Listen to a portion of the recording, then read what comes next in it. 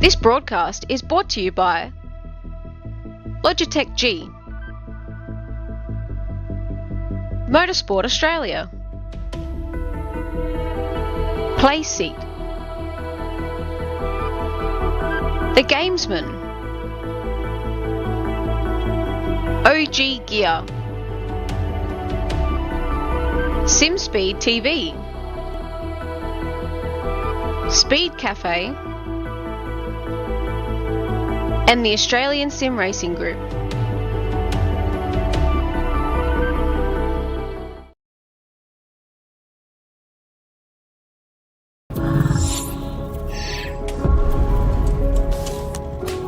The Racing Series is a new milestone in Logitech G. All the great old wheels, the G29, the G920, the G923, they all have their own unique way of connecting to each other, but there's no room for expansion with those products. So the question arose was, what if we were to give the opportunity for the racer to switch out from a drifting wheel to a GT rim? With the wheel hubs that we've created, that's got a very specific button set, but you can replace any of the steering wheels. And the real lovely aspect to this was we could give the user, driver and the racer the opportunity to experience different genres of race. That allows drivers to craft high quality, customized setups that resonate with your individual racing style. When we start with the design, we always start sketching. Very often, once we've got sketches, we start discussing with engineering. We had 3 rounds of engineering testing or user testing where we invited in users from sim racing, and every single round of feedback we refine, the product based on what they tell us.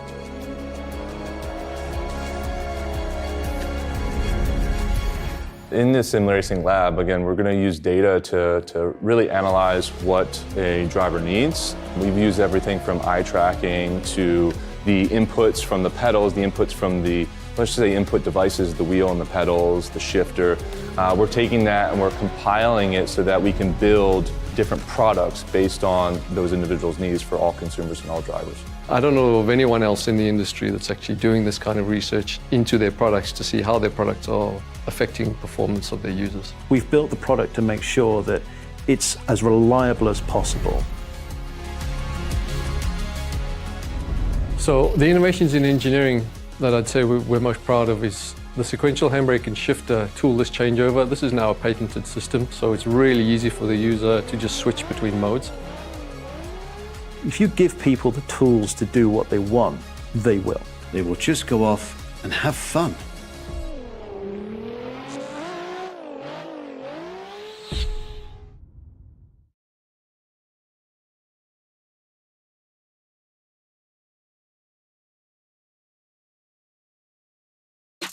It's motorsport, but not as you know it. Test yourself and your everyday road car. Safe, affordable, but most of all, fun. And all you need is your daily driver. Experience the thrill of a sprint day. Race against the clock at a hill climb. Or test your reflexes with an auto test. It takes just 3 simple steps to get started. Get on the start line. Search Motorsport Australia Daily Driver today.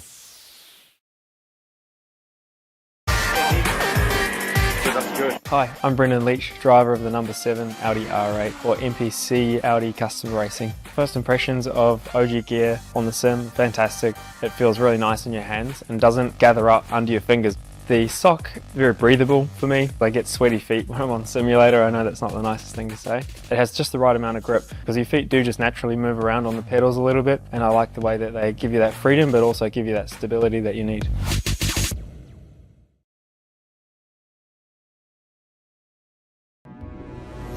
We are gaming fanatics. Our goal has never been to just play games. We think it's much better to feel like you're actually in the game. This feeling is what drives us as we create world-class gaming chairs. Our one aim, give you a brand new gaming experience. Help you move in perfect sync with everything on screen. make sure you're having a ton of fun. It took us decades to achieve this, and we're still not satisfied. Every day, we wake up to get better. We'll never stop designing the very best to help you be your best. When it's all said and done, our job's only done if you're in full flow and focused on your victory. May you win, and win big.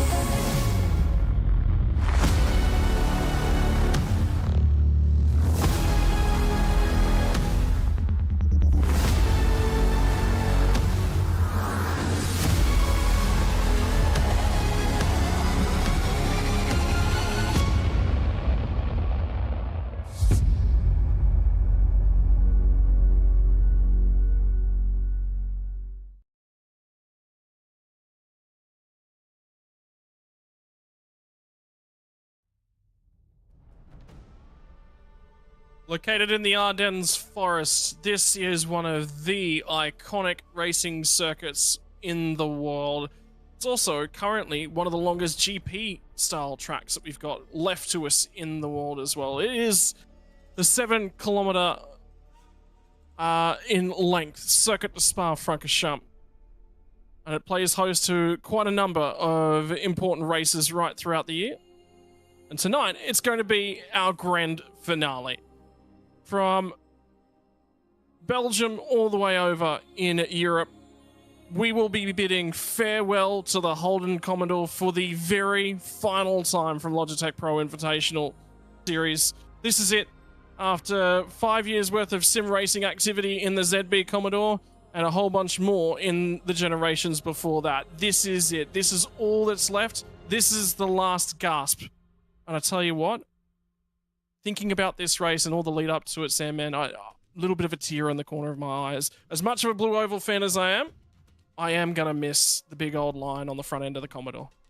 Yeah, absolutely. Good evening, everyone, wherever you're watching around Australia or, in fact, around the world. Absolutely. You know what? You hit the nail on the head. It's an iconic piece of motor racing history, and sadly, it is gone from the real world, and now we're losing it. You know, not in total from the sim racing world, but we will be making the switch to Gen 3, which introduces a Chevy Camaro up against the Ford Mustang, and no doubt that has raised the excitement level for 2025 tenfold. But yeah, to see the Commodore have its last hurrah, yeah, it is a little bit sad. Yeah, and a little bit of bittersweet, and there is some celebrational liveries out there within the field here tonight, so we will be bidding adieu to the Holden, and it will be celebrated by the drivers, by the fans, and by everyone watching right around the world.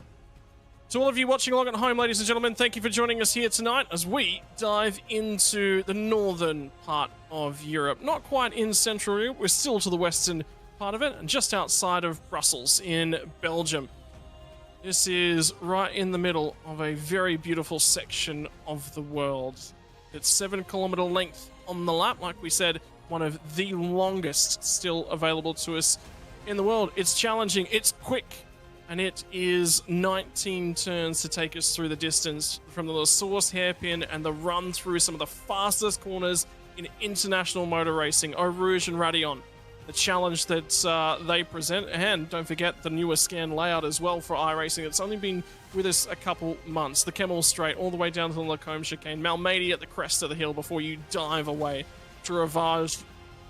You'll back it up and turn it back up the hill for Jackie X. Pouon, the double left-hander through 10 and 11. Double gauche is French for double left. The Lafania chicane. Campus, Stavelo, you'll turn it up and send it up the hill through Curveport Ferret, through Blanchemont. Boy, that was in that corner. Scare a few drivers. You can ride up and over the curbs and everything. And then finally, the big stop at the end of the lap, the bus stop chicane, and on home. The GP pit's in operation here tonight as well, Sam. So the shorter layout in terms of pit road, but I tell you what, it is tight getting into that pit lane as well. There have been mistakes in years gone by. Just how narrow that pit lane entry is cannot be understated. Yeah, absolutely. And where it is too, if you've got someone nose to tail with you, thankfully you can get a little bit of a run into the pit lane where you're not going to get tagged in the back. But yeah, it certainly it has its challenges because it can be a little bit tight on entry. You carry too much speed and you nail the wall, you can give yourself some damage. You can cost yourself some more extra time in pit lane, and that could bite you. But have a look at this racetrack. It's so iconic. No matter what corner you look at, you get so many memories that flash back, whether it be sim racing or real world when we've watched Formula One or sports car racing around here. It's I say it a lot of racetracks where this racetrack has a little bit of everything, but Spa really does have a little bit of everything. We've got fast sections, you've got undulations, you've got tight corners. It's such an iconic racetrack, and yeah, really cool to have it as part of our series. Yeah, and for the final time for the roaring line as well is going to be at the end of the night. I am probably going to be sitting here just left in a little bit of amazement. In terms of the race here tonight, 245 kilometers the duration, a touch shorter both times we've been here in 2022 and 2023. We went for 39 laps worth of racing action. We'll cut 4 of those off the back end of the race. On average, with the long lap and the amount of full throttle time, you are burning in the realm of 5 to 5.3 liters a lap. She is a big old fuel burner. Get around this place. And as usual, 2 compulsory pit stops to get through the journey. What's the critical lap number? You got to get home from about lap 13 to 15, probably more towards the right-hand side of that number, probably towards the 15, I think, just with the amount of fuel burn. But a lot of long straights, a lot of drafting, a lot of lifting off on the loud pedal, and a lot of fuel savings on offer.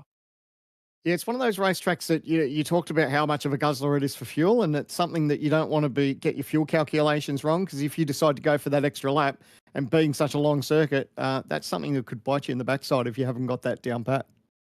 Interesting to note here tonight is that our championship has been decided. Dylan Rudd, we celebrated it last time out. He has managed to come away with the championship.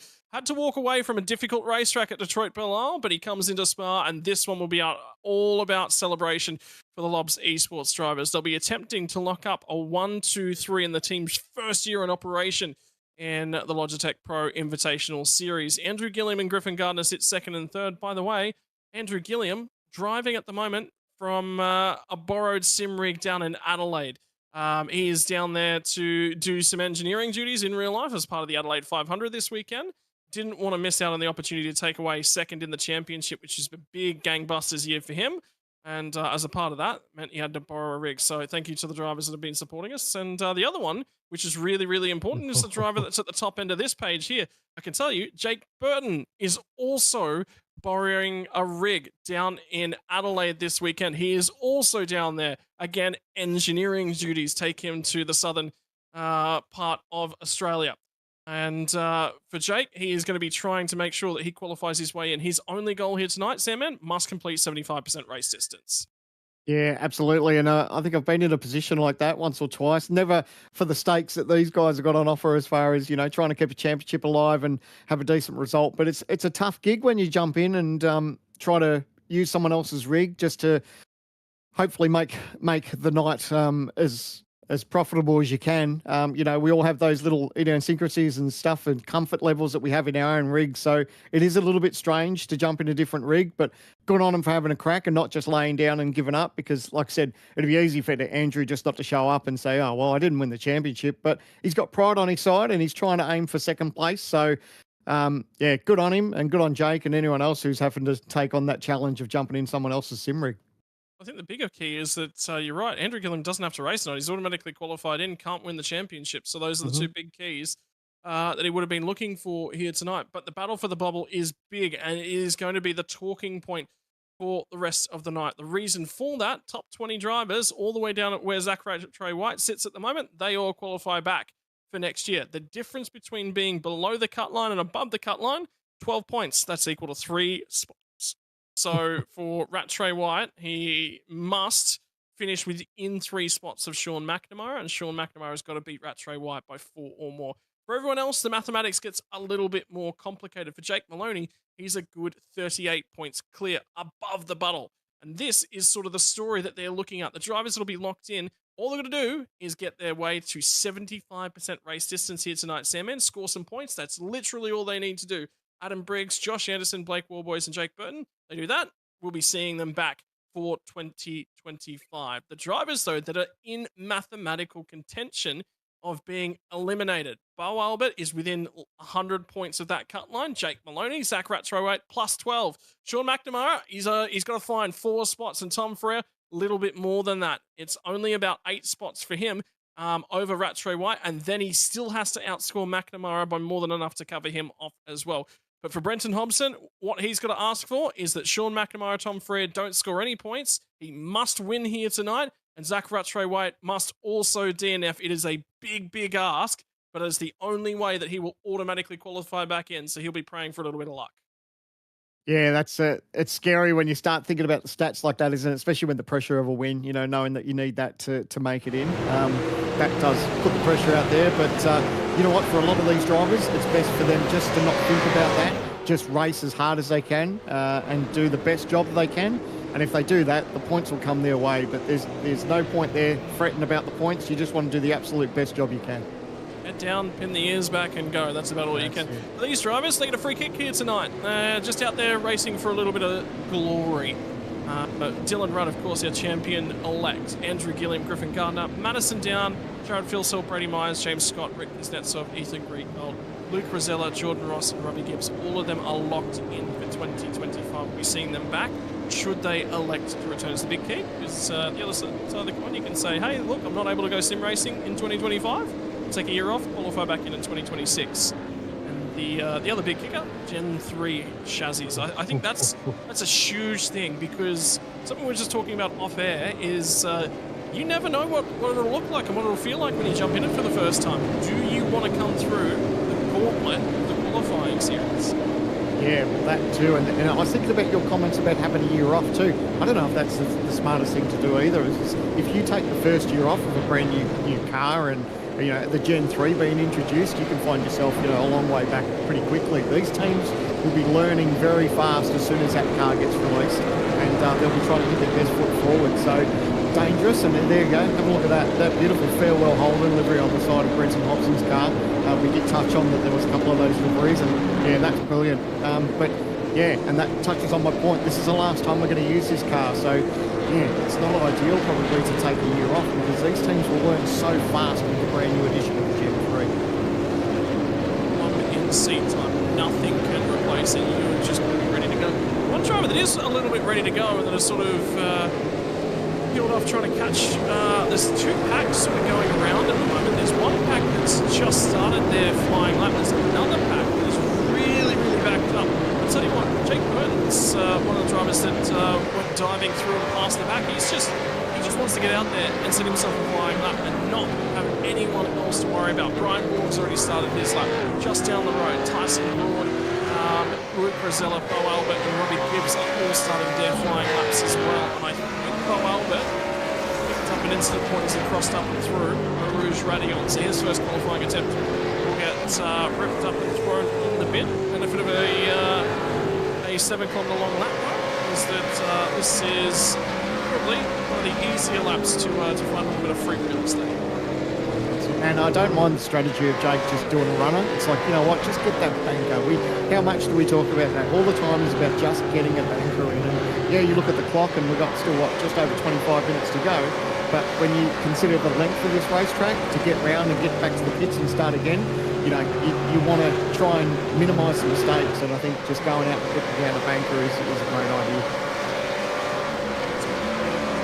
So he's now one of the drivers at the front end of the field. And the drivers are at the back, still trying to get their way through. They're all just gotten through. Rouge ready on for their first time laps. But the driver that will be setting the first time lap is the driver that won race number 1 for 2024. Past you behind back all the way back to Sebring. We were sitting there left with our jaws on the floor to start 2024. I think we left with a little bit on the floor most of the way through the season. I said it, I don't know how many times. It's nearly become my record statement. It's nearly become my 50-cent part. But boy, this year has been weird. The beauty of the unpredictability of motorsport, eh? You know, we've had so many things happen, and like you said, for him to take away that win for the opening round, so much happened on that night. It's Sebring for you, isn't it? And excited to head back there for 2025 because that race has really turned it on, and yeah, it's really spiced up our championship. So it's an interesting note to start the season, then we continue to cascade most of the way through. And it's still setting itself up for a grand finale as well. Jake Burton's going to come across the line, sets himself 2:17.292. It's a lap time and it's on the board, but it's about 9/10 of a second away from Luke Rosella, who's the first of the Lobs eSports drivers to set a lap, and the first of the Lobs eSports drivers to get into the 2:16s as well. I believe our track temperatures just died off just a little bit. Luke Rosella, we're about 3/10 of a second of where his practice times are. Those are what the weather conditions are like at the Seymour. I guarantee you at the moment, Sam, you look out your window, you can preferring these weather conditions. Absolutely. If anyone's in Brisbane, they'll know exactly what we're talking about. A bit of a heck of a storm going on around here, but yes, I'd much rather be where we're at, especially being at the racetrack. I mean, let's face it, any excuse to go to Spa, I'll take it. Yeah, I'd agree with that one. The journey over to Belgium is definitely on the bucket list of things that will happen one day. Madison Down, though, has been reasonably quick on this lap in his final gasp in the Holden Commodore as well. 3,000ths of a second away from Luke Rosella, but that early marker for Rosella is going to stand. I can tell you at the moment, current sim time over in Belgium, we are in the mid-afternoon, 2:10 p.m. local time. So, Jared Philsell's had an issue with an iRacing black flag, which is a very peculiar one. It says to me maybe a slowdown penalty picked up that he failed to serve. I can tell you, there's a lot of failed black flags I'm seeing in the sim at the moment. So there's a lot of drivers who have slow down penalties. Yeah, just trying to. Well, yeah, of course, he's probably pushing on to help his teammate just cut that hole through the air too. So if he knows that this lap's invalid, he may as well push on and create that little bit of a hole for his teammate. I'm seeing a few. Yeah. Look at all those ones that just popped up for the ladies and gentlemen watching along. That is a new feature, those black boxes that are shuffling up and down the timing screen on the left-hand side of your screens at the moment. Those are iRacing black flags that have been issued to the drivers, which is a new feature we've got in operation for the first time here tonight. I'm seeing about 6 or 7 of them. So there's the 4 that are on that timing tower right there, and then there's a few more when the drivers are outside the top 24. I wonder if it's is it a black flag, or hopefully it's on a glitch where someone's getting off track and that's where it's triggered. Hopefully that will sort itself out before the end of the qualifying. Down to 22 minutes to go, and there's still a number of teams that still need to make an impact on this board. Drivers are on a very, very quick lap back to the moment. Albert's going across it right now, because Albert is just about to set up and start a hot lap. This is certainly impacting his ability to start a hot lap. There he goes. He'll finally come across the bus stop chicane and set that one alight. And I think there might have been a lot of wheel spin on the run out of there. 7-kilometre lap. They always talk about keeping heat out of the tyre, and the problem with Spa is the lap's so long. By the time you get to the tail end of it, that tyre has already lost its sheen.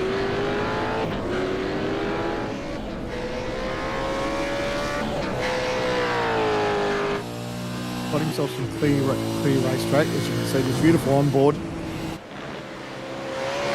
Such a fast look at the speed. Racetrack. Yeah, it's great, isn't it? It will sort of hold your breath and just enjoy through that section. But I guess the one thing that could benefit you is someone, a bit of a drafting buddy, which he hasn't got. But at the end of the day, he just wants to get that bank going because he hasn't got a time on the borders yet. So it's all about just laying something down and then working on it from there. To give you an idea of what the speeds are like, ladies and gentlemen, when Bo Albert entered Eau Rouge at the bottom end of the hill, was doing 255 kilometers an hour, all the way from an 80 kilometer an hour start off of La Source.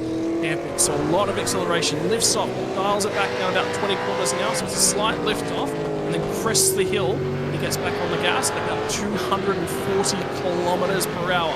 What's the run up through Huon and the double left-hander here going to look like?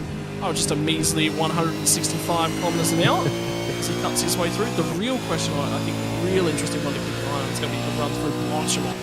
That'll be speedy. Yeah. Always a bit of fun, and hold your breath with these cars. You know, you don't have all the pure downforce and the grip that you do have in a Formula car, but nevertheless, always fun to drive these things, especially around here, and so far so good. Qualifying is now a third of the way done, and a big wiggle as he comes out of Stavelot, and on the run up through the curve of Paul Fret. Kicks before we get to the left-hander at Blanchemont. What's the speed looking like? 260 kilometers an hour, 262 just before a slight lift off, 245 out the other side of Blanchemont. And a wild old ride for Bo Albert, who's trying to qualify his way back in and take Rookie of the Year classification as well. And he'll cut his way through the bus stop chicane. It's a wild old ride, a ton of curve he used there, 217.0, so that'll be an improvement for Bo for sure. And slots him up to 14th, so big improvement for him.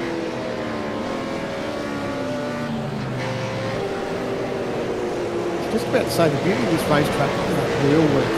The beauty of this racetrack is that you don't have to worry about too much traffic. Then we cut back to some live pictures and see everyone coming out of the pit lane at the exact same time. And here they are just trying to get a little bit of real estate on their team. Really interesting move as well as Boris. He's going to offer up a touch of draft for his teammate that's along at the moment. So he's just finished his lap, and now he's going to tow Robbie Gibbs down the big old straight. And in the meantime, the field are all trying to decide who's going to lead the train as they get to the bus stop chicane. So Rosella's already got the time on the board. He's going to go for lap time number 2. Can he improve? Can Madison down find 4,000ths of a second himself to provisional pole? Look at these Lobs cars. I love exactly what they're doing right here.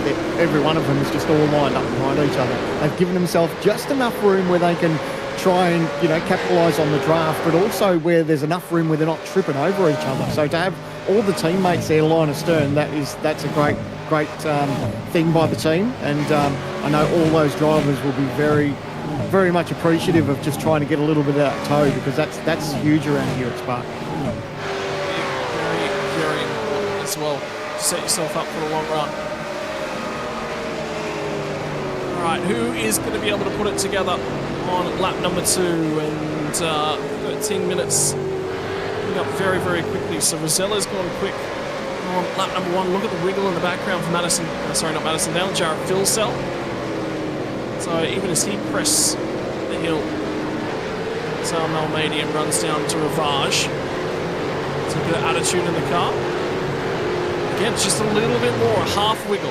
It says he's pushing. He's pushing. That left rear was out in the gravel there too, but still manages to hold on to it.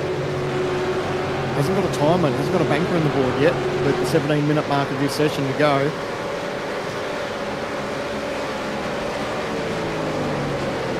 That looks good though. Are you enjoying the updates? Because this is the first time that we've been here with the new layout as well, which has got the gravel traps a lot closer to the road. There's a lot less runoff area, particularly right here. There used to be a lot more curb, and the gravel's now right on the edge of the road. Love it. Bring the gravel right in. You know, all this whinging you hear about in Formula 1 with track limits and everything else. Just bring in the gravel. You know, then they know they can't drive out there. Just as we've been watching this, Robert Gibbs has gone to P5 on the board too, just as we've been watching these Lobs cars come around. So a little bit of pace in the track. It'll be interesting to see what these guys can do. We've been following Jared Philsell for the last part of the lap, so interesting to see what he can stitch together with all these Lobs boys just giving each other just that little bit of an aero freight train for each other. Hayden Veld has had an issue and is stuck in the gravel trap at the moment. And I think he's gone into the wall exceptionally hard with a little bit of contact. Philsell now gets that lap time together, went to 3rd and immediately got beaten and to 4th. So Griffin Gardner is absolutely on it. So we have 3 drivers covered by less than 100th of a second at the top end of time, and we are not even halfway through the session yet, so it can all be improved from here. Phil Sells 63 thousandths of a second off of pole position, and James Scott's right there alongside of him. Robbie Gibbs is a distant 0.2 of a second off.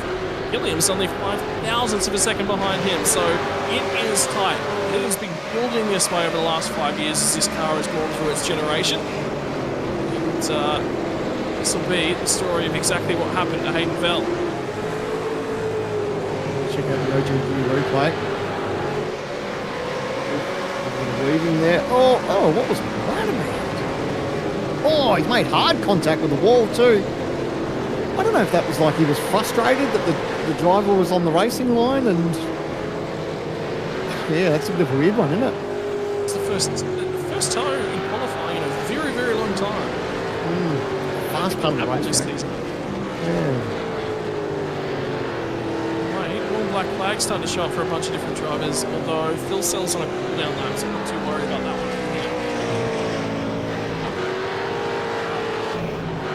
Won't be affecting his lap times at the moment, but in the meantime, we'll keep an eye out for where the critical drivers are for their championship standings and qualifications back in. Zach Rattray-White again continues his improvement. Hasn't finished inside the top 10 yet for Rattray-White, which I thought he would have done already. I had a sneaking suspicion in the back of my mind he might have already done that, but no, I looked at South the other day, he hasn't. He's getting very close to finishing on 11. Big wiggle there as Brenton gets the F3 run on the gravel.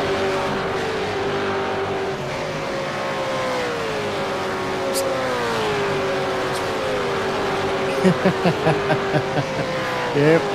And again, we love seeing these cameras that are letting us see the drivers behind the wheel. Just brings that little bit more realism into our sport, doesn't it, when we can see him actually having a red hot go. That's where he's just aborted this lap. He's going to fire off the pit lane and put on a new set of boots and go again. But we're at 13.5 minutes to go. And the time to beat is Luke Rosella, 2:16.657. So did that nice and early. That takes the pressure off, doesn't it? You know, you'd always breathe a sigh of relief when you put down a banker and it turns out to be an absolute ripper. Now he's just got the rest of the field trying to chase him down. Whether or not they might have just been a touch of wind help pushing him down one of the straightaways as well. It might have just assisted that lap a fraction, but either way it's exceptionally tight at the top end. So regardless, and don't forget Luke Rosella as well, winner of the Enduro Cup this year, alongside of Richie Stanaway.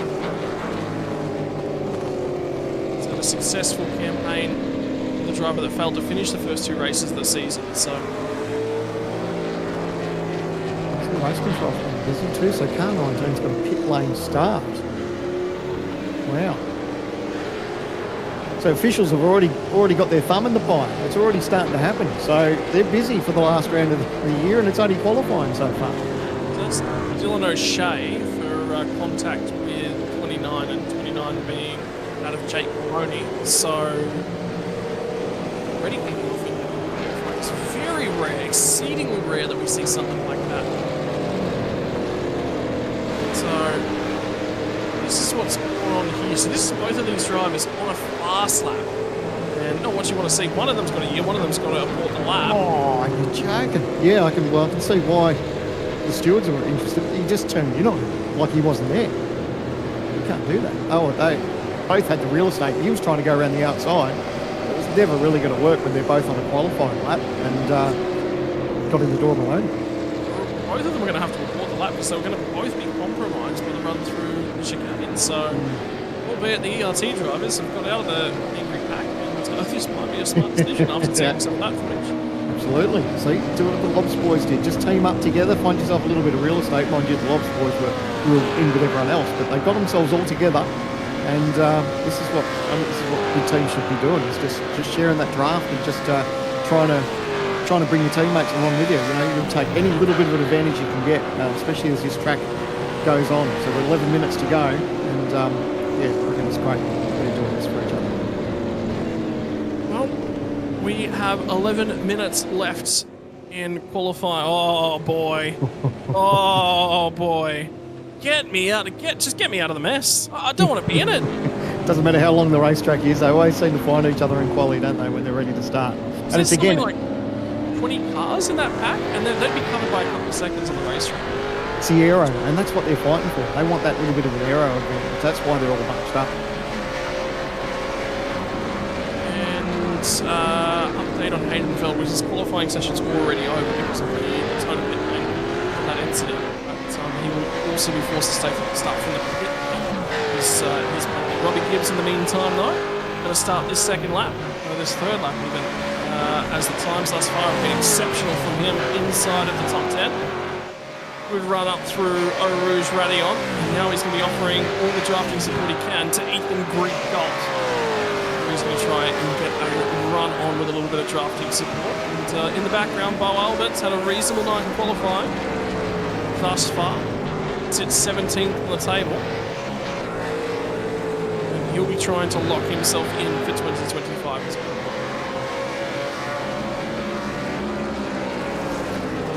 One thing I see with, sorry, I'm just going to say about Andrew Gilliam. So you touched on it, but he's in a different rig tonight, and where is he? 7th on the pole on the totem pole at the moment. So he'd be reasonably happy so far that at least he's within touch. You know, it is a little bit strange sometimes to get into a rig that you're not used to, and yeah, for him to be inside that top 10, I know he'll be breathing a sigh of relief so far. And probably one of the more interesting ones as well. For those of you who don't know, Jake Burton is an absolute giant. Doesn't fit into a lot of things. So for him, also being on somebody else's rig, who is probably going to be a lot shorter than Jake, means that there will be some customization required to allow him to fit into that. And that could be playing its part as well, but he's already proven this year that he's capable of performing on an unfamiliar rig. Multiple times, in fact, over to Spain as well. Yeah, I was just going to touch on that because obviously his mindset has been to open wheelers of late because of that opportunity he had with Motorsport Australia, representing Australia over in Spain. So, you know, I don't know how much tin top racing or driving he's been doing because obviously he's been focused on that. And yeah, a big congratulations to Jake. Yeah, obviously it didn't all go his way, but you know, to go and represent Australia in an opportunity like that is pretty special. So well done, mate, and yeah, we're all proud of you. That was pretty cool achievement. That's the time for Bo Albert. 1/10 of a second away from pole positions, puts him 6th on the grid. Pole position driver at the moment, Luke Rosella, and here come the Lobs eSports cars. Are all going to try and set another flying lap. Time is starting to tick away from all of these guys at the moment. How about the lap from Robbie Gibbs? It's still got him up towards the pointy end, and the other driver was Ethan Greek-Galt. Did manage to improve on that lap. Have a look at the time between the two teammates as well. Greek-Galt and Bo Albert, 0.03 of a second separate them, and they were in that little train together. They found their own piece of real estate, and it has worked for the ERT drivers. Yeah, love it. And that's what a lot of these teams need to do, is don't focus on what everyone else is doing. Just have your own game plan. And if you've got a teammate there to use a little bit of draft advantage from, just use it. You know, just take yourself away from what the group is doing. And yeah, it's done them really well. I'll put this into the back of your mind, Sandman. This is probably the last time we see qualifying done with a very, very slow out lap. Because Gen 3 tyres are going to be a completely different tyre model, a different way about things, and for all intents and purposes and everything we're hearing, it's going to take a couple laps to sort of pressure the tyre up. There was a little bit of discussion, we're talking about it with a few of the TTR drivers last night. Probably going to be 2 runs. Instead of all this, you know, in and out, it's probably going to be putting the tyre up to temperature. If you have to take a cool down lap, you take a cool down lap, you're filling the car for half a session. So qualifying is going to be completely different. And the other curveball that we're probably going to get thrown at us too is weather. So these teams and drivers are probably going to have to deal with rain that we haven't seen with a supercar yet. We assume that the new rain model tyre will be with the new car. So that's going to be something for these teams to think about too, is keeping an eye on the skies. Andrew Gilliam, though, is keeping an eye on the timing sheets at the moment. Run out of the final corner. How good do the Lobs eSports cars look flying in formation? 2:16.488. Goes to the top, though, for James Scott. Gilliam does improve, but not by much. And Scott's only pipped Luke Rosella by 18,000ths of a second, which means these laps are exceptionally good from the entire field. Yeah, that was great. Just pipped his teammate there. He didn't have to be by much, but that was enough, as we've got 6 minutes to go. Under 6 minutes now in qualifying. The pressure really starts to to be on everyone else that hasn't been able to have an amazing quali so far, but they're slowly running out of time, but good to see that the pace is still in the racetrack. Yeah, pace certainly coming to these drivers. The temperatures has not moved at the moment. Matthew Bowler's got no time on the board, and he's tinkering around with a little bit of curbing at the exit of turn 1.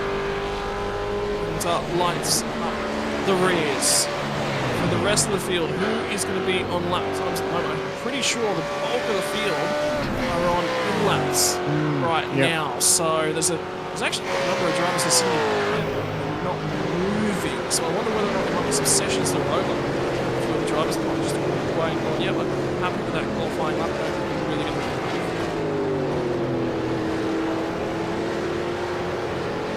interesting one for me and consistent. Was only a couple of hundreds on both of those laps. Also on under 5 minutes left in the session now. The final time 2024 and the whole. It's just I'm gonna sit on that. I'm gonna dwell on that because I enjoyed the sounds of the body shape and everything the last 5 years or so. It's been a huge kick just to have the supercars in iRacing. I mean, you know, when we started, it was just we only had the Falcon, and that was it. And then we always wondered, I wonder if we'll ever get a Commodore scanned or anything like that. And then the Commodore did get scanned. Big shape there from Bowlers, just loosen up on the exit there. And then we were lucky to see the cars evolve and we get them rescanned. And now that we've got Gen 3 in the series, and to have that as part of iRacing and as part of our championship for next year is massively exciting. But, you know, we've come such a long way when we think about the only car that we had was just a Falcon to drive, and that's what everyone had. So to see us where we're at now is it's pretty cool to see. And, of course, the new addition to racetracks. I mean, you know, we've got Adelaide this weekend, and that's where the iRacing scan team is. They're at Adelaide, the street circuit, this weekend because they're scanning that racetrack to have it in the service. So, and that's something that's going to be huge. But, you know, how good is it going to be that we're going to have Gen 3 racing around the streets of Adelaide here, you know, possibly in the Logitech G Pro Invitational Series? I think one of the cool things as well is that we do actually have a couple of generations of Formula 1 cars that have been on the service as well. The Lotus 49s never came over this part of the world to race around Adelaide, but the old ground effect cars certainly did. And that'll be really, really cool to go race a turbocharged ground effect car in that Lotus 79 around the streets of Adelaide and the curbs bouncing all over them and choosing when and where. And there's been so many moments from the streets of Adelaide. I can't wait to have a car hit the fence off of the back straight. So it's such an iconic. You say turn 8. You just want to see how quick it takes for turn 8 to eat a car. Yeah, look, because it's such a thing about Motorsport Australia. How many highlight reels have we seen over the years? Yeah. Cars going into that fence and going in hard. Yep. I did love the Adelaide, what do they have, maybe top 5 or top 10 moments, as it's the 25th anniversary for the Adelaide 500, and I love the number 1. What came in at number 1 was old Scotty in the Volvo when he gave it a little bit of jandle, and the rest is history, what he said. So you think about some of those occasions at Adelaide, and we're going to be able to start making our own memories around that racetrack. It's really cool. Yeah, it certainly is. And final laps are coming our way in just a few moments. No requirement to finish the lap. By the time does elapse, you are allowed to start the lap, provided you kickstart the lap. Once that timer is still ticking down on the way to 0, you will be allowed to finish the lap. So this will be for the bulk of the pack, and I can tell you the pack has basically bulked up at this point in time. There's Thomas Freeman at the moment, who is starting his final qualifying lap. There is Jacob O'Reilly, who's out in his own, and other than that, the entire field that is still running in qualifying is packed up. So we are going to see one final last gasp from the bulk of the field, which is going to be really, really exciting to see some of these times coming through. And the sun has just started to poke its bright face out from behind a few of those clouds as well. So that'll impact the track temperature just a little bit. You know, obviously, you do notice a change when the sun hits the racetrack, and that's what some of these teams will be feeling. And you always sort of breathe a sigh of relief when you're on a hot one, and it's a little bit overcast, because you know that's probably going to work a little bit in your favour. So it's a little bit sunnier now, just as you touched on. So it'll be interesting to see if anyone's able to capitalise or even knock off James Scott's time of a 16.339. Stands atop the pile at the moment, but for how much longer? The final qualifying laps of 2024 are now in operation. Who is going to be able to find those crucial few thousands, those crucial moments across the course of a 7-kilometre lap? Freeman is now more than halfway home in his final qualifying lap of the season.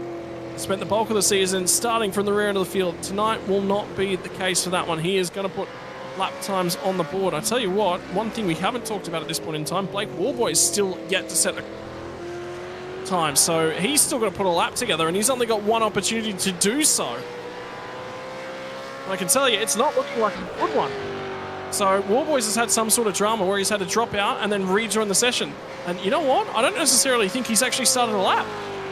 Oh, yeah, that could hurt. I tell you what, the times are a little bit interesting. Just watching our timing screen, you can see Madison Down, who's on a good first sector. Well, you know, early predictions that he might even grab first spot, or maybe jump up a spot. So it's all happening back here. Madison Down, he's got a little bit of a draft help there. He's got enough space around him where he's not going to get balked. But so far, so good. It looks like he could be on a decent lap here for the moment. And on the run now, down to Stabilo. He'll try and pick up the throttle out the other side. Run up to Blanchimont. 7 kilometres, rapidly approaching the end of his final qualifying lap of the year. What's it going to be for last year's champion? He'll hand over the number 1 for 2025 to Dylan Rudd. For now, he's got to pull the car up accurately, so it's not going to be... No, he's aborted the lap, so... Yeah. Okay. Off track somewhere in the middle of the lap, which means it will be only third at best for Madison Down. In the meantime, Jared Filsell has been one of the fastest drivers. He's had pole position here 2 years in a row, 2022, 2023. Is he going to let loose and find the lap at the tail end of the session? It's been his marker. He's always been the quickest this year. Can he do it for the final time in 2024? The run to the checkered flag from Jared Filsell. Does he improve? Yes, he does. Yes, he does. He goes to the top. He goes dead heat. Are you kidding me? A dead heat. A dead heat to finish qualifying. We'll go to the 10,000th of a second to separate them. Wow. How good is that? Well done, Jared Filsell. No. No. We love it. That's what we love about our sport. 7 kilometres, the longest lap we have in the championship, and you can't split them. You can't split them. Yeah, that's unreal. How cool is that? And yeah, big shout out to that team. They've been impressive all season long, and yeah, for Jared to do that last lap and punch out that number, it's pretty cool. So well done to the Lobs guys. Really working well together in qualifying, and the results are shown right there. Well done to Jared Filsell. What a lap. I can't believe that. I just get finished saying, oh yeah, you know, he's had pole position here 2 years in a row. We'll make it 3, except for this one is the tightest margin that we've seen, and the tightest margin on the year as well. My word. You try splitting them. Well done. That's so cool.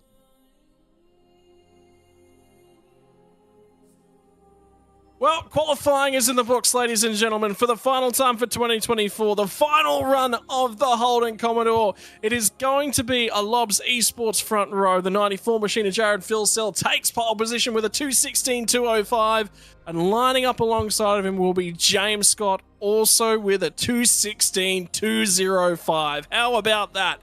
That lap from the start of the session from Luke Rosella, that carried the whole way through the session. He did not improve that lap time and sits third. How often do you talk about setting your first lap's the one that's got to count? Yeah, so, and for how close it is too, to only lose by that tiny margin. That's massive. Confirmation now of your starting grid. And the front two drivers, Luke Rosella will take third spot. Alongside of him is going to be Madison Town, 0.003 of a second, and that was his first lap as well. So both of them were unable to improve across the duration of the session. Griffin Gardner is going to line up just in behind them, 0.005 of a second further back from Madison Town. So 0.008 of a second covered three drivers in the middle there. Ethan Grigott will line up alongside of him, the first of the Evolution Racing team drivers. Bo Albert set a reasonable lap, and he'll be quite happy with the qualifying performance from himself tonight. Just needs points on the boards to qualify for next year. Andrew Gilliam will line up alongside of him. 0.004 of a second separate that row. That's how tight sim racing is, ladies and gentlemen. If you need to find every thousandth, yes, you definitely do. Dylan Rudd is going to round out your top 10 alongside of Robbie Gibbs, who'll be starting on the outside of the fifth row of the field. Zach Rattray-White, the driver just on the inside for 2025 and looking to qualify his way in, will start off alongside of Rick Kuznetsov, just outside of the top 10 for both of these guys. And Kuznetsov at one stage was looking at potentially being able to challenge for a championship. Brady Myers is going to start out of 13th, one of his further down the order qualifying performances. Dylan O'Shea will not start out of 14th spot. He will start from pit lane after qualifying infringements. Jordan Ross and Brenton Hobson are going to be out of 15th and 16th. Well, Hobbo must win situation if he's going to automatically qualify for 2025. He's starting inside the 20, which is quite key. Jake Maloney will start ahead of Tom Freer. And for Freer, he's got a lot of work to do. He is an outside chance at best. Sean McNamara, the first driver sitting on the outside, needs to find 12 points over Rattray-White. Starts inside the 20, but some work to do. Off alongside of a teammate to Zach Rattray-White, Jacob O'Reilly, to round out our top 20.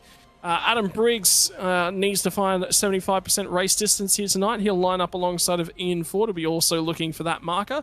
Just needs points on the table. Qualified reasonably enough. If he doesn't go forward, doesn't go back, he will qualify for 2025. Andre Youssef will start ahead of Jake Burton, and you can see a little bit out of form for Jake Burton and a little bit deeper in the field. But again, 75% marker is what he's chasing. Brian Borg will start off of row number 13. He'll start alongside of Kurt Stenberg, and a whole host of starts in the V8 Supercar for both of those drivers. They'll be bidding adieu to the Commodore here tonight. Tyson Broad will start on the 14th row of the grid alongside of Damon Johnson, and Thomas Freeman and Matthew Bowler will round out our top 30. And then we have two drivers that will be starting outside of here. One of them will be starting from pit lane. Blake Warboys failed to set a time in the session after having some sort of dramas, managed to get his way back in. But for Hayden Veld, no time on the board. That's okay. He will be starting from pit lane as it stands. So we are all the way through our starting grid for the final time for the year. And I could tell you, by the way, an update on that qualifying lap. iRacing does store digits down to the 10,000th of a second. Guess how many 10,000ths of a second separated the two drivers? Have a guess. Oh, I don't know. 2. 3. 2. 10,000ths of a second was all that puts you on pole position here tonight, Jared Filsell. So I get the feeling the laps are about as identical as you're ever likely to see them. Yeah, I wasn't sure what digit it was. I don't have that plugged into my timing, so thanks for clarifying. I'm sure we'll look at the data later and and look at where we got each other, or vice versa. Yeah, so if you can find where the 10,000ths that he needed to find were and let us know later on, that would certainly be important to note. Mate, look, this is a happy hunting ground for you. It's been 2 wins on track from 2 pole positions. Well, you've checked the first box here tonight that you needed to check. Another pole position. Think you can take it out here tonight? Not sure. We'll wait and see. There's a lot of quick guys out here. Yeah, qualifying's very, very tight for how long the track is. So, yeah, we'll see what breaks away and who's leading and whatnot, and who saves the most amount of fuel and can put the pace on when it matters in clean air. So, no, it's pretty cool that James and I are dead heat. It's pretty much fitting. We've been almost dead heat all year, but on the championship standings it's the complete opposite, which is unfortunate for both of us. But no, it's cool to lock out the front row with Lob's car again. Mate, finally, before we let you go, it's the end of an era with the farewell to the ZB Commodore. You've got a lot of happy memories in this car. Is it really so sad for you to see it go? Had a lot of good memories in the VF as well. I didn't start off too good in this car. This one was quite a difficult beast to get a handle on with more aero and whatnot. So now we're going the complete opposite. So I'm looking forward to it. Something different, new challenge, new motivation, because this thing's been, it's been run into the ground, unfortunately. So no, it is sad to see it go, but yeah, we'll wait and see. Mate, all right, well, best of luck tonight. You've got the shortest sold run down to the La Source hairpin. Let's see, get through the other side and talk to you, hopefully, in 35 laps time. Oh, yeah, cool. Just tell me where to brake. I have no idea. Don't ask us. We're in the comms box for a reason, mate. Yeah, absolutely. All right, have a good call, guys. Thanks, Jared. Good to chat. Excuse me. The other driver we'll be talking to here tonight, though, Sandman's managed to line him up. It's the driver of the 06 who's had a pretty stout qualifying session. It's Bo Albert. Bo, how are you feeling, mate? We line up on the grid for the last time for 2024. That Logitech G Mustang P7. You're inside the top 10, so I don't think you'd be too disappointed, would you?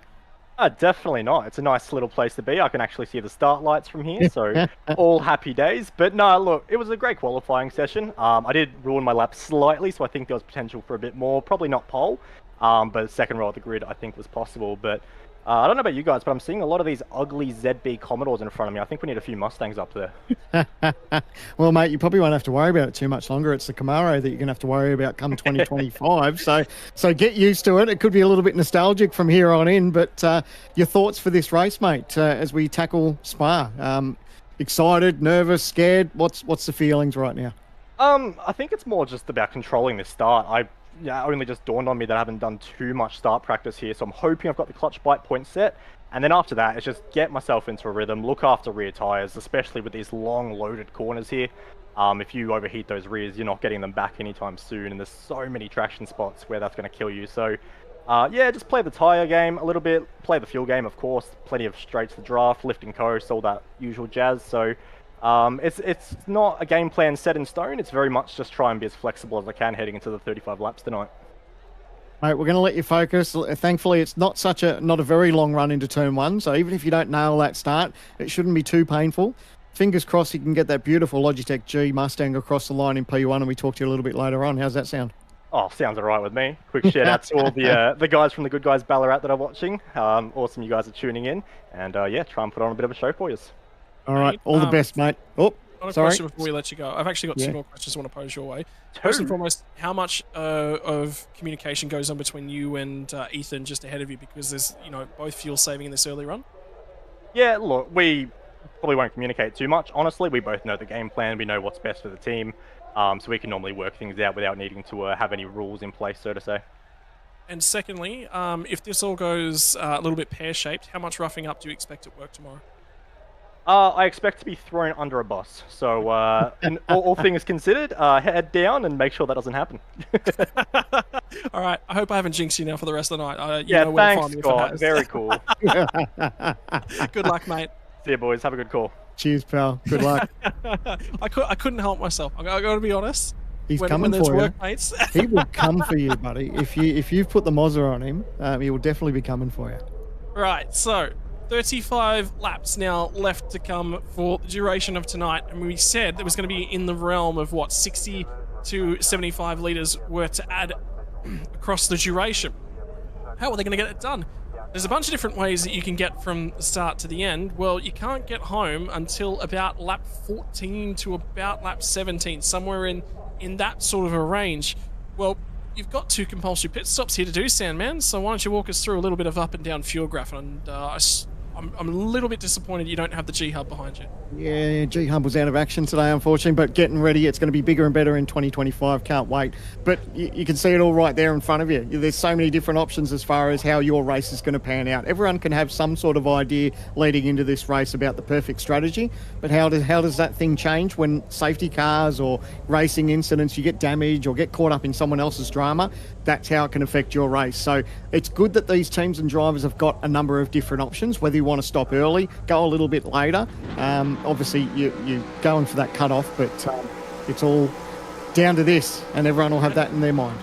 Well, it's the final time in the Holden Commodore. The final time for 2024. They get away off the start line, and Madison Downs had an absolutely pear-shaped start. He's going to drop a host of spots on the run into turn number 1. The La Source hairpin. It's going to be Phil Sue who gets the best getaway. James Scott will feed back in behind him, but then it's the melee that's in behind. Greek Gold's gone out and trying to grab a bunch of spots. I believe at the moment he's up to 4th, so he's gained 2 off the start. Gardner trying to feed back in. He's held on a 5th, and Bo Albert's really trying to hang on to this one. He's forced to get in behind Griffin Gardner. Madison Downs fallen all the way down to about 7th spot. Gilliam was trying to harass him on the way into Eau Rouge, but have a look behind him. We got to look deep in the field. Gilliam, I think, might be trying to clear a slowdown penalty. Brady Myers has got a huge amount of speed. And Brenton Hobson's farewell Commodore. It's farewell Hobbo.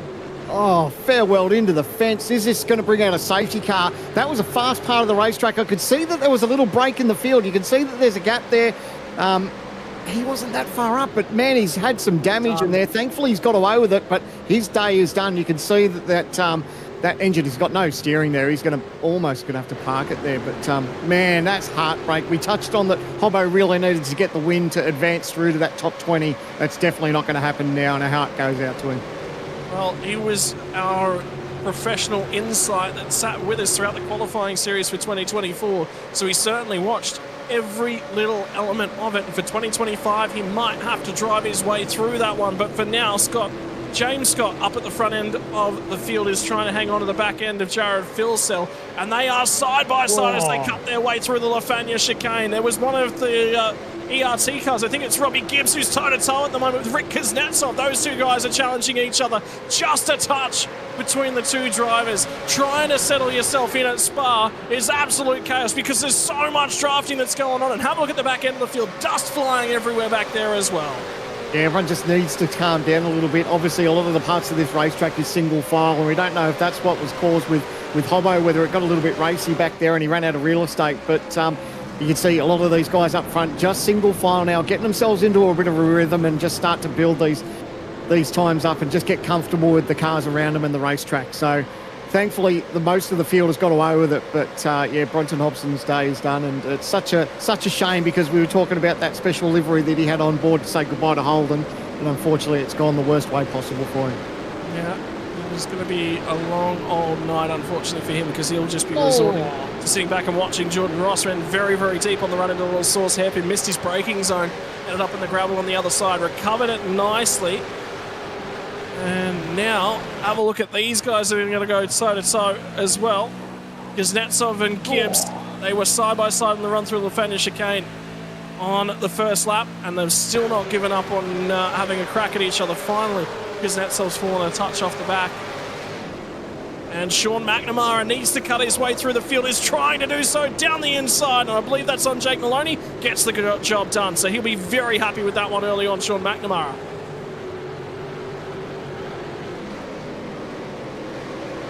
And the first of our oggear.com.au replays from the race. And it's the run through a Rouge Radion. Had to check up to feed back in. Jacob O'Reilly tries to squeeze around the outside and rejoin. Drilled him. Oh, he's just a sitting duck. And, oh, man. I thought he would get absolutely drilled there. Obviously not ideal. That car was, on the outside off the racing track and rejoined and just caught his right rear, unfortunately. And that's what ended Hobbo's night. Yeah, and it'll be a drive-through penalty for that one. For Jacob O'Reilly as well. You can already see that one's popped up on the timing tower. So it'll be a transit through the lane for him, which will drop him way off the back end of the pack. And I believe Hobbo is still circulating at the moment, but Matthew Bowler is not, and he is done for 2024. It's not the way you want your season to finish off, is it? You know, you always want to try and finish on a high, and it's always heartbreaking when the races don't go your way, but, that's the unpredictability of motorsport, isn't it? And you just never know how your race is going to turn out. But when it all goes pear-shaped on lap one, it's a bit of a heartbreaker. Meantime, trying to slice his way through. That's actually O'Reilly. He'll have to feed off to the pit lane and does so now. So immediately jumps out of that queue, which is not the worst idea to try and prevent yourself from being forced to race a bunch of cars. So he will gain time back on them, but You'll be very glad that they don't use the endurance pits, which is the double length one. That is a very, very long trundle down the pit lane. So we sat there, getting a little bit madder as the seconds pass by, and he's stuck in the pit lane, but it certainly could be a lot worse.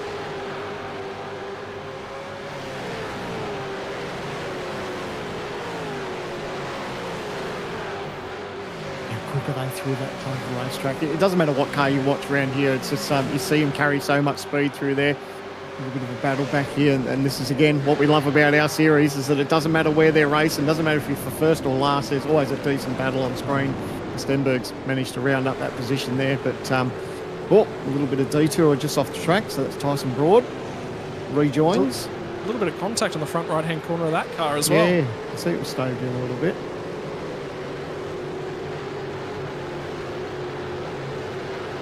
Line astern. So Madison's managed to get one spot. He had you called it at the start. He had an absolute shocker, and he was behind Bo Albert there at one stage. So he's managed to get past Bo, and now he's got his work cut out for him, because there's a number of those Lobs cars in front of him. There's a Logitech car up there as well that he has to deal with. So yeah, obviously not ideal. He'll be thinking about, obviously, when pit stops start to happen, whether he can think about maybe jumping him come pit stop time, or does he try and tag on and keep up with them and just let this race unfold for a little while. That's what the team at TTR will be trying to figure out now, to get him out of this little bit of a mess, and hopefully he can claw back a couple of those spots that unfortunately slipped away at the start. Well, it was interesting to note as well, Bo actually messaged me earlier this afternoon and just sort of said, hey, I'm just going to be, just a heads up, I haven't managed to put in the time that I've really wanted. It's been a very, very busy week, and I only need to put points on the board. So I'm going to play it pretty conservative tonight and just try and stay out of things. The amount of times that his car has been torn up this season through no fault of his own is ridiculous for Bo. But he's still on the inside of the qualifying drivers at the moment. And all he's looking to chalk up is a bunch of points tonight. Points racing doesn't need to be a great result, just needs to be a result, and he will be back for next year. And that's his target. Yeah, let's face it, him inside the top 10 at the moment is a good result. That's a great result. You think of the calibre of drivers that we've got in the Logitech G Supercars Pro Invitational, that, for him to be inside that top 10 and taking it up with these guys, I reckon you could hear it in his voice, couldn't you? Just, how thrilled he was just with qualifying. Everyone wants pole, but he's done a good job, and so far so good. Yeah, so at the moment, battle for the bubble.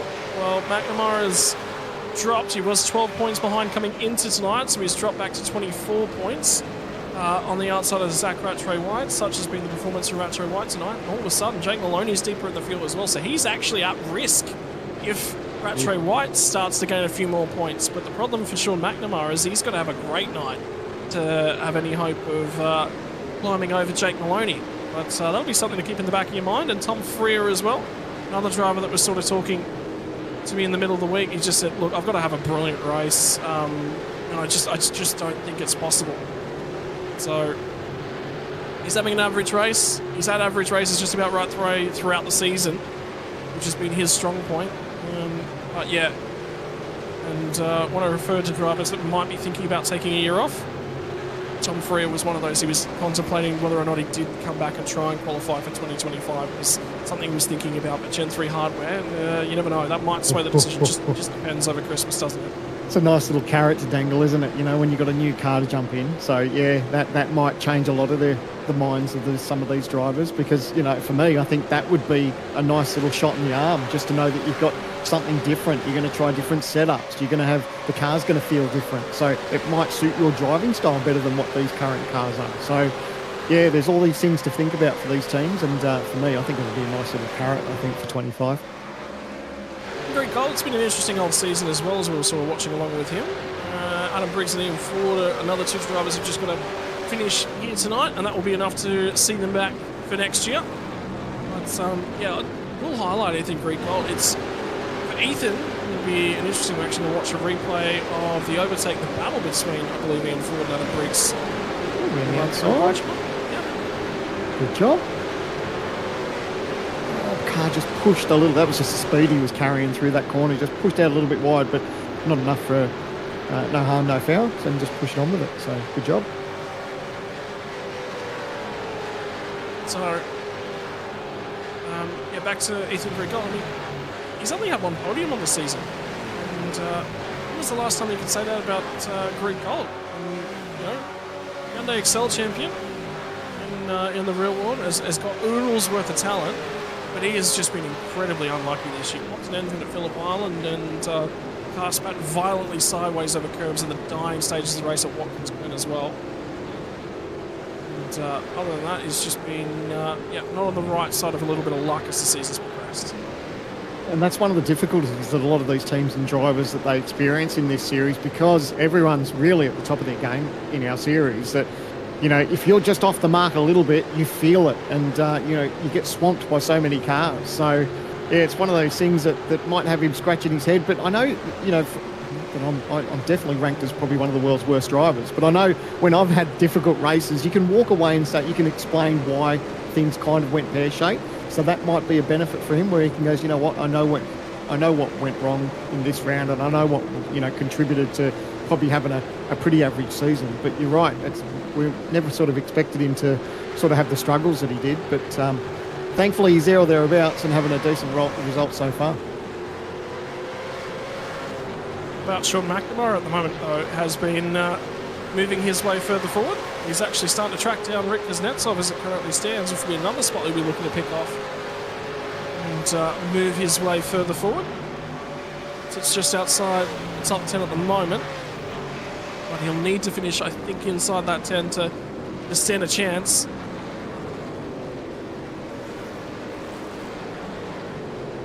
Stewards and race control have been busy, so car 12 is going to be investigated after the race for reckless driving.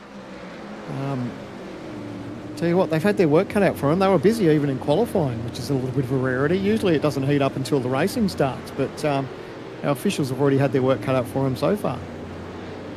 Yeah, how about this little concertina as Ian Ford just about gets in the back of Jordan Ross, and Adam Briggs just about gets in the back of him. And Burton's starting to look a lot better out on the racetrack as he's in that Tatslotto coloured Trans-Tasman racing machine. Blake Warboy's recovering from the rear end of the field, already through to 21st spot as well. So he's having quite a good aggressive night at the office, which I think this is, again, we've seen the consistent drives from Blake, and he's just sort of taken that step forward. I like seeing him. All right, you got to come from the rear. All right, let's put a challenge out in front of him, because again, another driver he's in for next year. So, all right, let's challenge him. Let's see how far you can cut your way through in 35 laps. Yeah, and sometimes that's a good challenge for a lot of these drivers. You know, if they think, you know, how their season's gone and how their night may have played out so far in qualifying, that could be a bit of a motivator. A little bit of a replay of Brendan Myers, maybe an issue he's had here, deep. He went in deep, yeah. Lafania chicane. No, not Lafania. Oh, have a look at the rejoin, and the Lobs eSports cars trying to cut their way through as well, so loses a couple spots there. Easy to do. Sometimes you can just miss that braking marker by just a tad, and then, you know, sometimes it's better off just, instead of trying to make a meal of it and get back on, you just sort of give up on the corner, run wide. He's obviously had that little bit of an off track, and I'll challenge that. He's rejoined. The thing was, did you see a brake lock up in the middle of that? I didn't see a single brake lock up. I reckon he couldn't pluck a gear on the downshift. Oh, you could be right. You could be right. I'm known to be wrong. I'm known to be wrong before. I've been married for 20 years, and I've heard all about it. So you're probably right. Either way, he's dropped a couple spots. In the meantime, I just saw a little bit of a snap on the way out of bus stop chicane for Madison Down, so he's trying to push on and really track down the cars ahead of him. It was the fastest car of the lead group on that most recent lap, and the replay to check if I've been learning and listening this season. I have not learned a thing this season. All right, never mind. Forget it. Moving on. Well, we won't go too hard on you, mate. It's been a long year. How's that sound? Well, I like investigating and having a look at things. I will say, Zach Rattray-White's going to go cutting his way through Brady Myers, who's just night continues to get worse. So, for the first time this season, Rattray-White sits inside the top 10. In another 28 laps time, you will hope to check that box off the bucket list of Logitech Pro Invitational drives. Whoa, that was a slide. Yeah. This is Gibbs, and he's having a red-hot go. Oh, looks like... It's strange, because Myers is struggling here a little bit. I know he gave up some... It looked like he gave up some real estate for a slowdown penalty, but it's like he just hasn't got back up to speed, whether he's just taking his time, but... No, Robert Gibbs was having a red-hot go when he had the opportunity, but I guess we'll see in the next few corners whether he's able to pull away from him, and it was just a matter of just getting back into the groove. But, yeah, I don't know. It's a tricky one. He's not really pulling away at the moment. There's something else that's actually really, really interesting as we look forward to next season's racing efforts. We're going to start seeing little bits and pieces of debris, interactable debris offline as well. So, and I'm talking about gravel. You're going to see more gravel puffed up about the racing circuit. And it's all part of building towards having functional punctures coming your way soon. Wow, something else for you. And that'll be good, because then that makes these drivers second guess about running a little bit wide off into the gravel there, because if you've got that opportunity to pick up a puncher like you do in the real world, it's going to entice you to stay away from that gravel. So, you know, there'll be drivers that will take the opportunity, and it won't happen every time where you'll get a puncher, but I reckon it's good that they're implementing that into our system. And we're being told to take a check-in at some stage throughout tonight's broadcast for the rear bumper of the 117 machine. Sorry, my apologies, just the 17 machine for Zach Rattray-White. And I can tell you, I have had a look at it throughout the journey, and Brady Myers has been passed now by Robbie Gibbs, just about going in the back. He's having a lot of problems under braking. Yeah, I've just noticed he's going backwards, isn't he, a little bit? So I wonder what else is happening with that car, because it was a little bit strange, isn't it? We were trying to dissect why he had that off. So whether he's having brake pedal dramas or what the go might be, but yeah, strange. He was wide over Rouge Radion then, so there's a little bit more of a drama there. The difficulty will be for Zach Rattray-White. We might have to wait until we get the pit stops to try and get a shot of that rear bumper. But we're working on it, I'll tell you that much. And Gibbs drifts it out and across the curbs at Melmady. And there it is, the celebration of the Holden Commodore. I bleed red. Yes. An old HRT Holden Racing Team slogan. A lot of us bled red. I bled red for quite some time. So a little bit sad to see the Holden badge disappear from real world here in Australia, but it's going to happen in the sim world as well. What I love about it is the tributes that have come out. They're very artfully done, very, very tastefully done.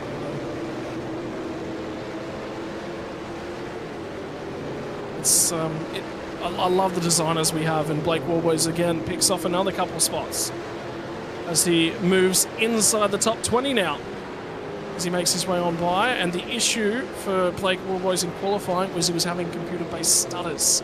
So he had to restart everything, got it all sorted, got back in time, and failed to set a qualifying up, but he's here.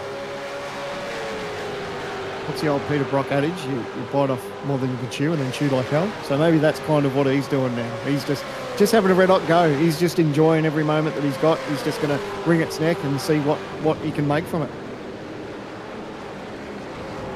Tom Freer battling away with Ian Ford as these two squabble away just outside at the top 15. 17th now for Freer. And I can tell you, Bo Albert just had a huge mistake on the run down to turn number 1. I think he actually tapped the rear end of Madison down on the run through, and there is damage now to the front end of the 06 Mustang. This is the moment just missed off camera. Pop. Wasn't massive damage, just a little bit of a tag. Just would have got the heart rate up a little bit though too. Just enough to say that there is damage indeed. And Ian Ford has managed to get to the inside of Tom Freer and get the job done. So that spot changes hands once again, and Jake Burton again just lurks in the back. He just shows up in the background of all of these shots at the moment, doesn't he? You just pick up the mess. You let everyone else trip over each other, and Jake just goes on through. That's what he wants to see. He'd love to see these two just fight it out a little bit more, because if they get distracted just that little bit and get a bit of a slow run, there's Jake to try and capitalise on a position. So you can see now he's just all over the back there. He's just trying to see where he can pick off Tom Frere here. He's just not quite close enough through this part of the racetrack, but that's what you love as a driver. When you come up to a paddle pack and they all start messing around, you think, all right, when they're distracted and they start to lose that little bit of exit speed, that's when you can pounce. Making sure you set yourself up to fire it out the other side as quickly as you possibly can. Look at the closing speed. Touch off line for Jake, carried a little bit too much mid-corner speed, but he's got really good mid-corner speed. It's the exits, though, where Tom Frere starts to run away from him again. Oh, how's that wiggle on exit? Whew, Frere, hold on.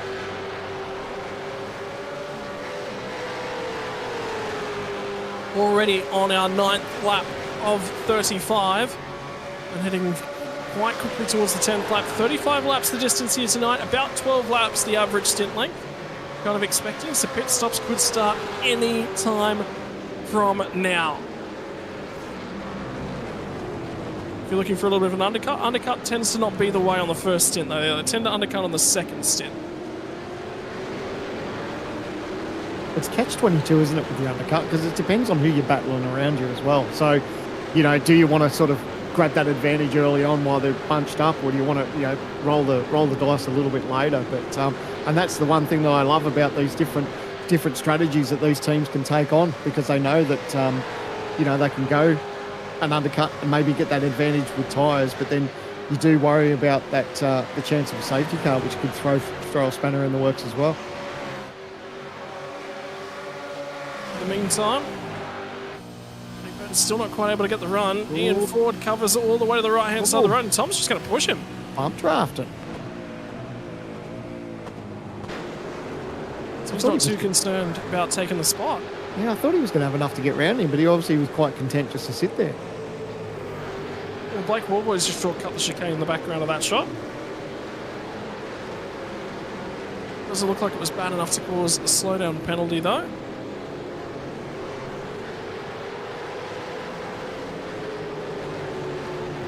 Funny, the length of this racetrack, 10 laps, it feels a lot longer than 10 laps, doesn't it? We're only 10 laps into this race. So, you know, these drivers will be feeling it after 35 laps. You've got your work cut out for you. Such a tight, well, not tight, there are sections that are tight, but a twisty racetrack. There's so many different elements to this racetrack, the undulations and different variations of the corner. So a lot of these drivers will know that they've had a fair old run tonight after 35 laps around this place.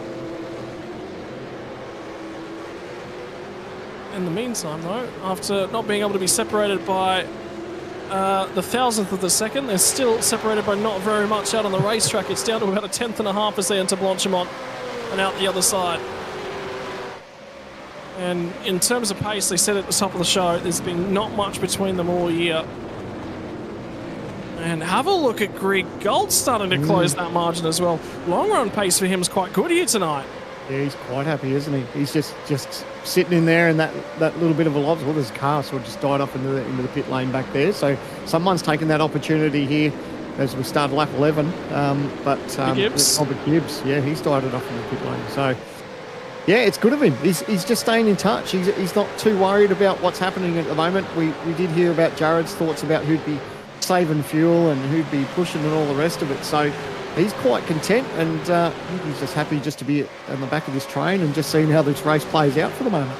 Something really, really interesting to note is Bo Albert on the most recent lap did a 2:18.573. His fastest lap's a 2:18.512, so he's barely fallen off at all in terms of pace.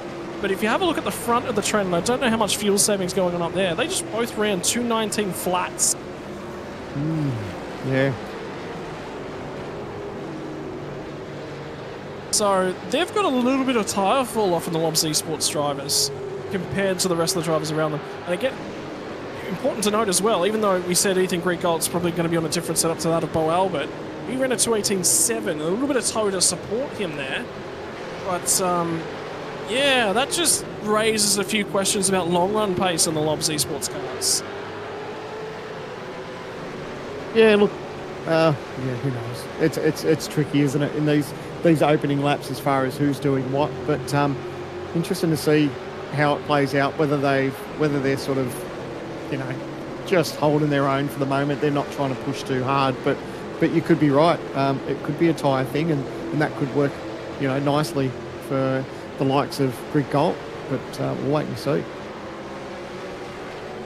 In the meantime, though, Sean McNamara has cut his way past Jake Maloney, and that's critical because he has to put points on Maloney if Yassen and Zach Rattray-White inside the top 10 continues to prove too much for Sean McNamara to overcome to qualify back in for next year.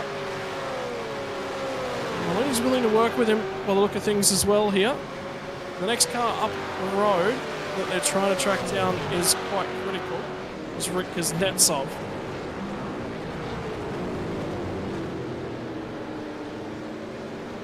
Oh, there we go. He started off into the lane. So this is where the teams are starting to roll the dice. Maybe get in a lap or two early just to see what they can get with that advantage for fresh tyres. So McNamara gives off his spot and he's in for fresh tyres.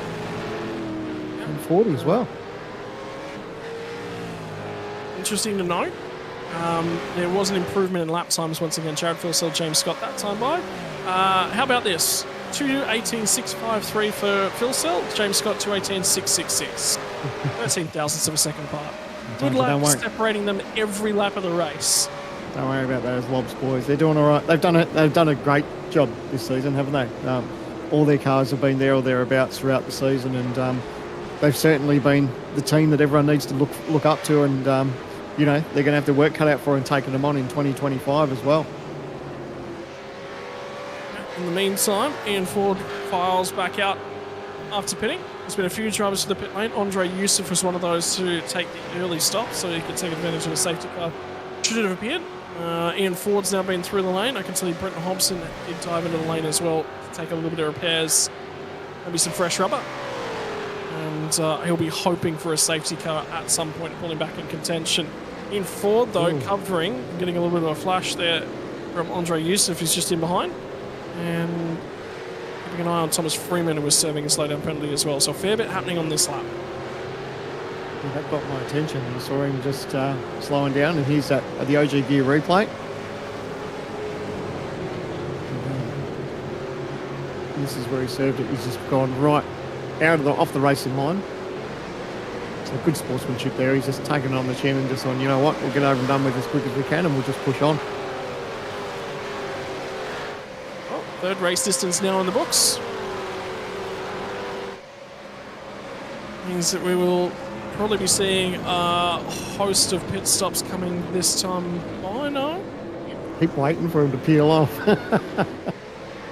But you'd think they'd try to give themselves a little bit of space too, running into pit lane, but they're all quite content just to push on. Someone else in the background, they've decided to take a tour as well. That's Rick Kuznetsov, so he's in the lane.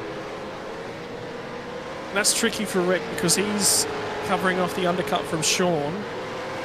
But in all actuality, he probably wants to let the team boss by. And Blake Warboys is going to be another driver. I like this call from Blake because he's definitely got the pace to be a lot further forward.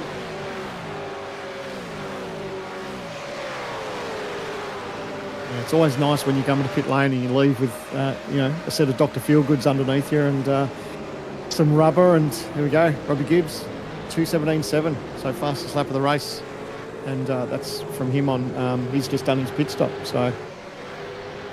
It's the first 17 we've seen tonight too, so in the race.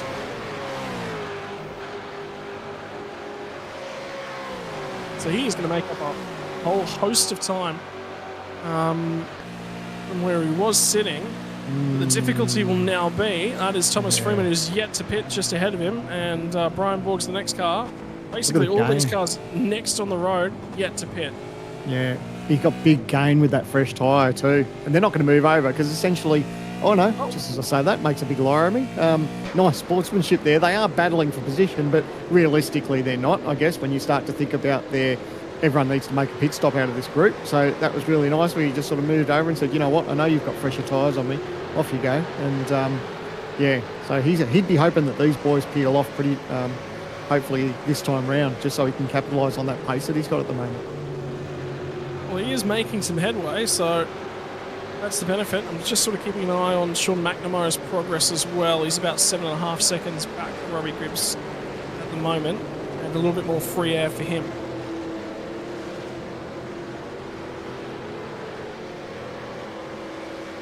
He's sort of got to grab 2 spots. Rick Kuznetsov had a slow stop, so I wonder whether or not that was quite a short, sharp field, and Rick Kuznetsov's just thrown a lot more fuel at the car. Yeah, possibly. Oh, big wiggle for these boys as they're battling these tyres. Lucky to hold on to it when they were that far wide off of the gravel. Gibbs says thanks very much, but there's not much that Brian Borg can do. He just has to give up that little bit of real estate, but maybe they're just hurting with their tyres. It's probably a good idea for Borg now with that slide that he darts off into pit lane and takes that pit stop. You see Jordan Ross, he's decided to fire off into the lane as well. Only Jordan Ross, though. Oh. And then Hayden Veld was the ERT car that fires off that time. Adam Briggs, there is a couple more, sorry, because of the long pit lane entry here. Uday Ocon, Jamie and Johnson, Adam Briggs, Hayden Veld, they're all in. And Freeman's also filed into the lane, so a good chunk of the cars towards the middle and back half of the field now have taken their first service. Madison getting a little bit racy to the back of Griffin Gardner here too, so maybe he knows that obviously there's pit stops coming up as we go to the OG gear replay. This is on board with Madison down. A little bit of bump drafting. I think they're just prepping themselves, getting ready for a pit stop. They know that pit stop's around the corner, so they know they don't need to do anything silly, make a silly move, get up the inside, possibly have some contact. It's all going to change in the next few laps when they all start getting these pit stops over and done with. I think it's really, really interesting as well that Madison could have gone for an overtake there, but decided fighting was worth a lot more time than trying to bump drive, because they're trying to stay attached to the next group ahead of them. Yeah, absolutely. And now the strategy is, do they short fill a little bit to try and jump these? Do they try and second guess how much these guys are going to put in front of them so they can all come out nose to tail and keep that draft going? This is where it starts to get tricky, because obviously you're going to run your own race and it's hard to second guess what everyone else. You can get some sort of idea of what everyone's going to do, but to get those pit stops, almost exact, you're nearly going to have to be in the ear of those teams, and a lot of these teams aren't going to share that information. So, does Madison short fill a little bit just to try and jump these guys? But if they do the same thing, they're all going to be in the same boat. And everybody from the lead game playing a little bit of strategy chicken, as I like to call it. Yep. I don't see a better term for it, because they're all just messing with each other and how long they want to run. Absolutely. I love the fakes that sometimes people will do to pit lane. It's like, yeah, I'm going, no, I'm not. But then, and as we see, the 8 is. Yeah, yep. He's decided to. So, yeah, you're always trying to second guess what your competitors are doing around you, but everyone's going to be in soon enough, because it's not the tyres they have to worry about. It's how much fluid they've got in the tank that's going to get them to keep going around this racetrack. So they know that they'll have to be in soon just for fuel. As a motorsports fan, you were talking about pit lane fakes. Have you seen the moment the safety car had from the NASCAR Cup Series finale over the weekend? Yeah, I you did. Definitely have. Yeah, big NASCAR fan, and definitely saw that. And you'd feel quite the wally having an incident in the safety car. We shouldn't talk too much about it, because hasn't that happened in our series a couple of times, maybe? That a safety car driver has made contact with the wall. Maybe we won't talk about that, but yes, it even happens in real world. But it was quite funny, wasn't it? Yep. It just looked like they just went, oh wait, there's the pit lane entry, we've got to turn in now. Whoops. And, oops. We haven't seen it. Worth a watch. Worth a giggle at. As is topic of debate that's going through the Australian motor racing community at the moment is the playoff system for supercars the right way to go? Don't get me started on that, sunshine. Yeah.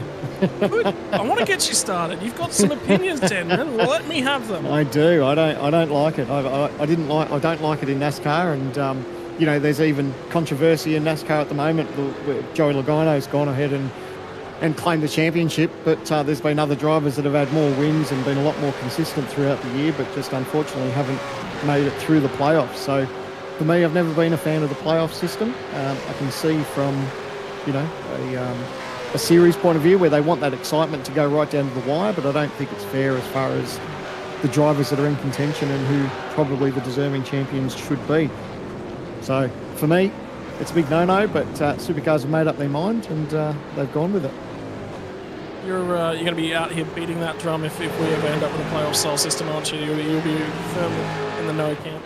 Yeah, look, I'm not a fan, but look, it doesn't mean that I'm right either. You know, that's just me. That's my old school way of thinking. Oh, big wiggle under brakes there. Lucky to hold on to that. Woo! That was like Dylan just got the left rear into the grass possibly, and that's where it started to get away from him under brakes. So thankfully he's still pointing in the right direction, but dodged a bullet there. But yeah, like I said, I don't have all the right answers. That's just my opinion. I don't like it, and there's other people out there that will. Just barely touched the grass with the outside tyres, and that promotes Zach Rattray-White up into 9th spot now. So he's made some more gains as he moves his way further forward. And this battle pack has changed its tone because now Madison Downs cut his way through. He bump drafted him last lap. This lap, there was some more bump drafting going on, and then he pulled out. Yep, he's figured why not. And he was probably under the impression that Madison was probably going to sit there, and then he had that move, and he's like, you know what, we're all going to pit soon. So he's like, all right, don't put up too much of a battle.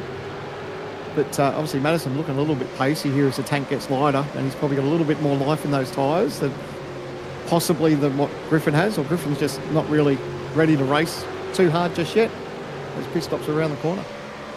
The big thing is they're now dropped 2 seconds off the back ahead of them, so I think that's the reason Griff decided to just sidestep and let Madison go, because if Madison's got pace, he'll just be along for the ride. In the meantime, Warboys cuts it down on the inside on, I believe that's Jordan Ross, and that is going to be the lineup for Jake Burton. Sorry, it's Damon Johnson, my apologies. So Johnson I don't think is pit yet. They have all pitted. This group have now all pitted, so all the drivers back to Kurt Stenberg in 12th is the last driver yet to make his first stop.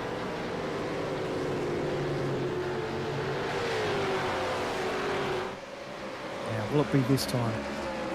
These guys just starting to stretch the gaps between each other. No. We're keeping us on our toes as well. The viewers watching along at home will be thinking about what's the important number that we've got to get to. Remember, 75%. We've talked about it a few times. Lap 27. Have to complete the end of 27 to make it to 75%. Dylan Rudd's going to be the first of our top 10 drivers to jump to the pit lane, which is fair enough given the heat he put through them on that last time by. Yep, and I like it'll give us some sort of idea of what gain he's able to make too, because obviously he was right onto the back there. We're racing with Zach Rattray-White, so yeah, it'll be interesting to see what ground he can make up on those fresh tyres, depending on how much longer that these guys decide to stay out. Curious to see if Madison Downs actually been able to make any gains in the cars ahead of him. He lost a touch of grub, but it was only a touch. So that's where the draft the draft will bring them right to his tail. And Bo's just in the thick of it too. Well, Bo's starting to look pacey, and this coming from a driver who was saying, "Hey, I'm just out here to circulate, put points on the board because that's what I need to do." But no, he's having a phenomenal race. He can circulate, and he's having a good time doing it as well. When you know you're in the thick of it, and you've got the likes of Griffin Gardner and Madison Down in front of you. It's again, it's the dangling carrot, isn't it? You know, gets a little bit of a pep in his step, and he knows he's got a decent car underneath him, and yeah, he's there or thereabouts. How good's the drive from Gilliam though, on a rig that's foreign to it? Yep. Have you had to do it? I know. Thankfully, Jay was nice enough to lend me his rig one night for a truck series race that I had to do, and thankfully that was on an oval, and it wasn't too complicated. I had to go to Pocono, so it really wasn't that difficult jumping into his one, but for a road circuit it would be that little bit tricky. If you go to the OG Gear replay, Brendan Myers having a look at the moment, under the back straight. Just thinking about it. There he goes. Oh, Brady's gonna, no way! Oh, he's jumped in there. He's fired in and grabbed a spot there. No one was expecting that. That was a decent try. How good's that under brakes? Well done, Brady Myers. No, that was on here we Sean go. McNamara as well. Here we go. First of the cars to dive to pit lane. They are coming, and it is now going to start to get active down in the pit lane because we had 12 drivers at the start of the lap who hadn't done their final stop. Chalk another 3 out of that group. Rattray-White files in from in behind these guys as well, looking for a little bit of an undercut on some of the cars in the group up ahead. Well, you expect that's probably going to bring Madison down and Bo Albert in the next time by. I just don't see that they can go another lap after this. Yeah, I wouldn't be leaving it too much longer. Yeah, you think ideally they would be in next lap. Tell you what, Robbie Gibbs has undercut a bunch of these guys. So he's done a phenomenal job with that short pit strategy. I'm really curious to see what the fuel numbers are that the rest of this pack has put the tank. But Robbie Gibbs has made a huge undercut.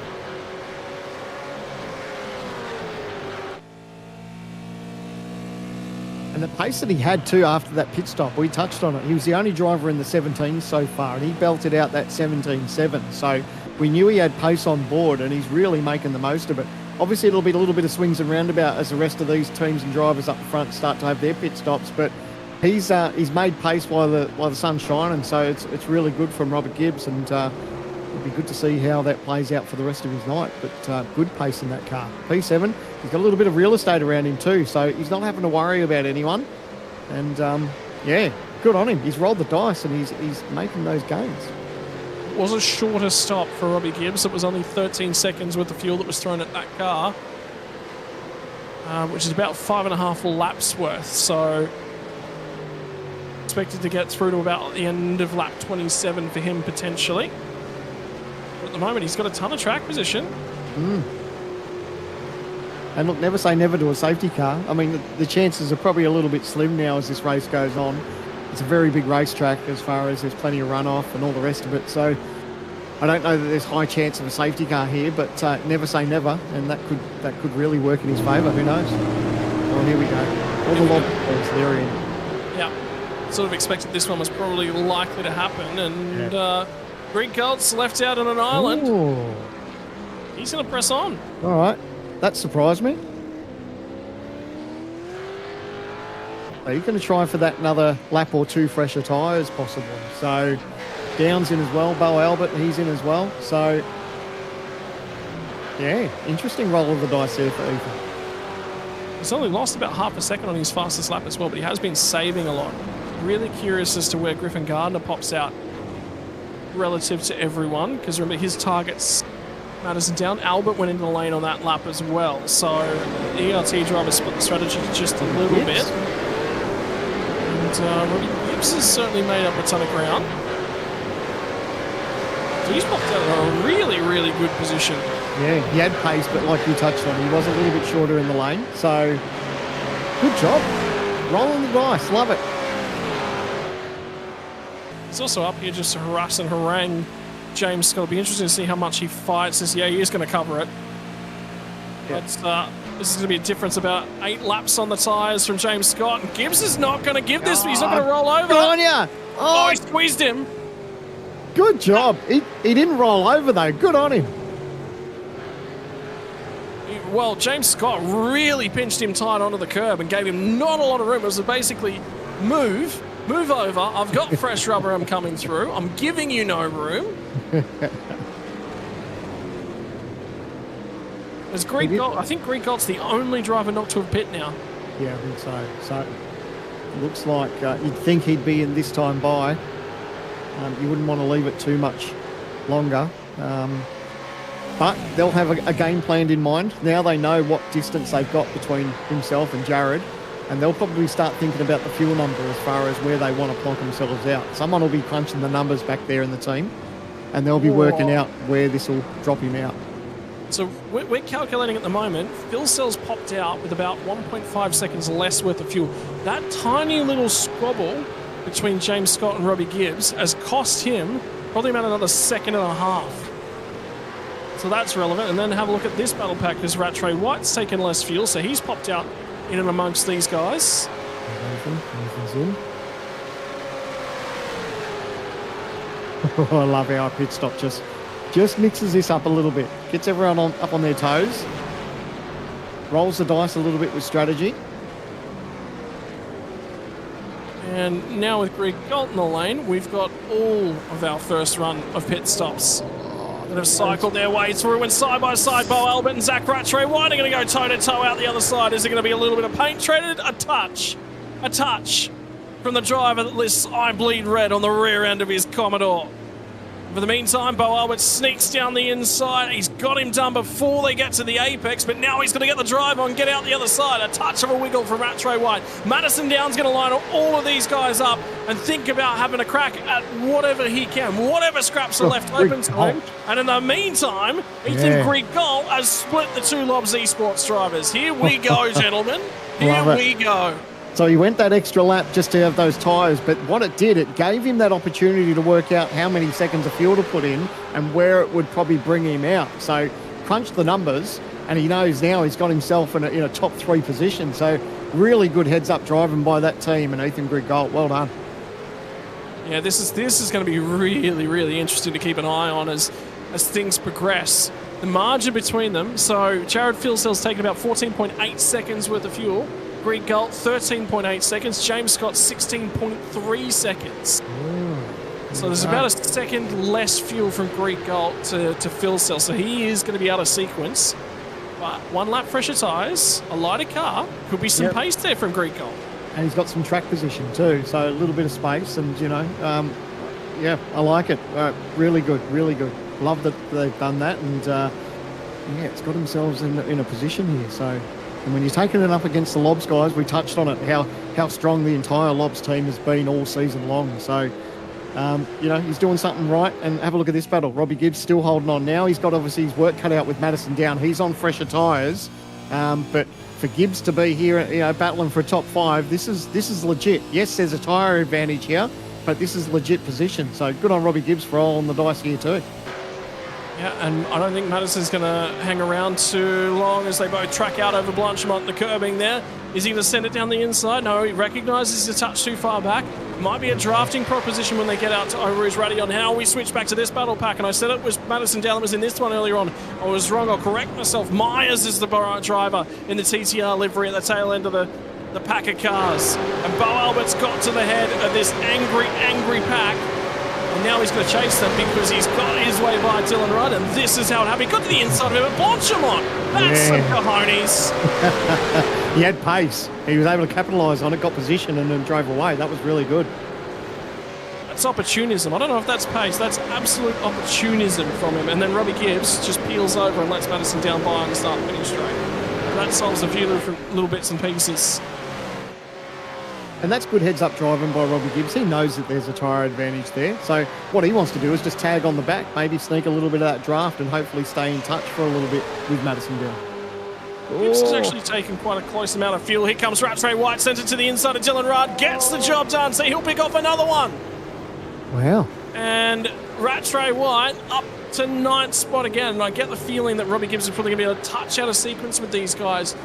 And strategies going each way. The big thing that I'm seeing, though, Salmon, is they're not holding each other up. When somebody goes for a move, everyone's just like, yep, let's not squabble too much. Off you go. I think they're all thinking we don't want to compromise overall race pace. Yeah, well, that's the one thing that a lot of these, well, not these drivers, but there's a lot of drivers in the world that you forget that when you start battling with someone, yes, you are battling for position, but the people that you're racing with, if they've got, if they're all single file, you start tripping over each other, you just lose margin. So you're better off just, if someone's got the better of you, just give it up and have another crack a little bit later on. But that's what one of the smartest things to do is just get back single file, give the position up and try to fight later. Really, really interestingly is that pack of cars, by the way, I've got some of the most fuel taken on board out of the entire field. I'm seeing Bo Albert a 20.5 second pit stop time, which means he would have the most fuel on board in anyone inside the top 10. So he's absolutely going to move forward. Not only that, but he got the elbows out and he got the job done on track as well. So he's not just buying himself an advantage in the pit lane, he's doing it on track as well. And Greek Gold starting to track down Jared Filsell as well. So this is getting exciting. There's a fair bit to keep an eye on, and we're going to have to wait until the final pit stop. Oh, by the way, we are 2 laps away from 2/3 race distance. There'll be a lot of these teams that'll be just starting to think about. You spoke at the start of this where there's a number of teams and drivers that just need to make that 75% race distance to seal themselves inside that top 20. So there'll be a lot of those teams and drivers that will be just waiting for that lap to tick over, and then they can breathe a sigh of relief for 2025. Of course, big things happening next year. We already touched on the Gen 3, and we've got our qualifying series coming up as well for 2025. We're going to have another big year of racing, and looking forward to it.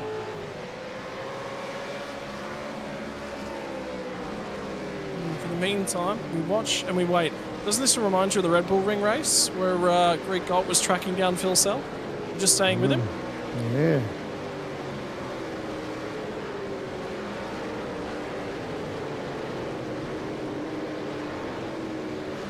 And a little bit of a holding pattern with the next sort of battles we're keeping an eye on. It's probably Sean McNamara down in 12th. He's just losing touch, fraction with the next pack ahead of him. He's got himself ahead of this little pack of cars. Down to Ian Ford in 16th. Luke Zella's not had a great stop. He's had a very, very long first stop.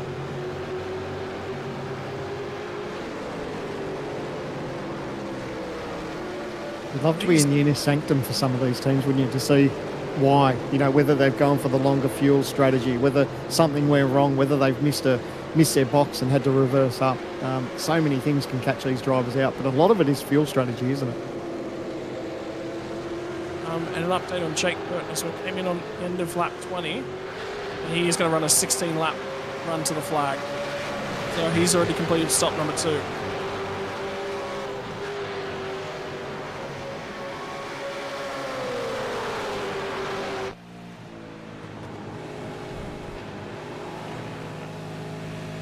And Madison down, by the way, stole fastest lap of the race and all of that little of an exchange. Meantime, Jordan Ross closes in on Jake Maloney.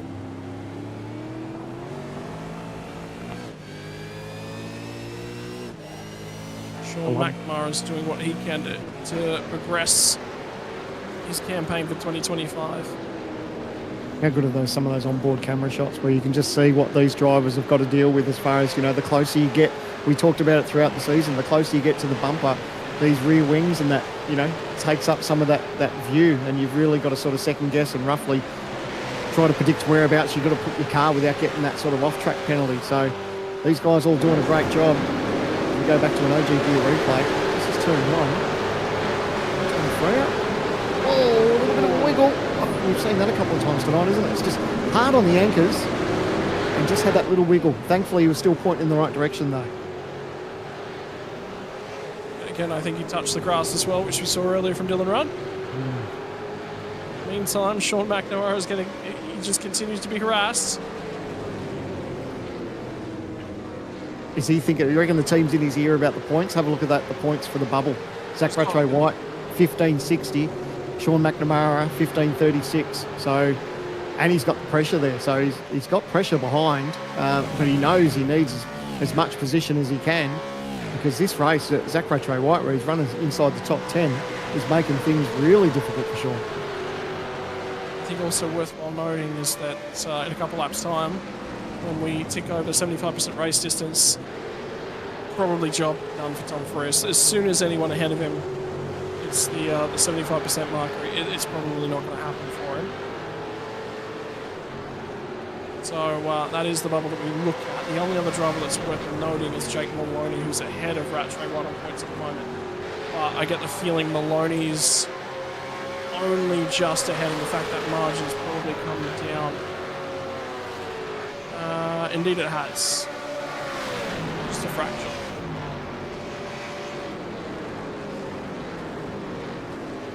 Those boys looking a little bit racy. Oh, here we go. He's putting a move up the inside here.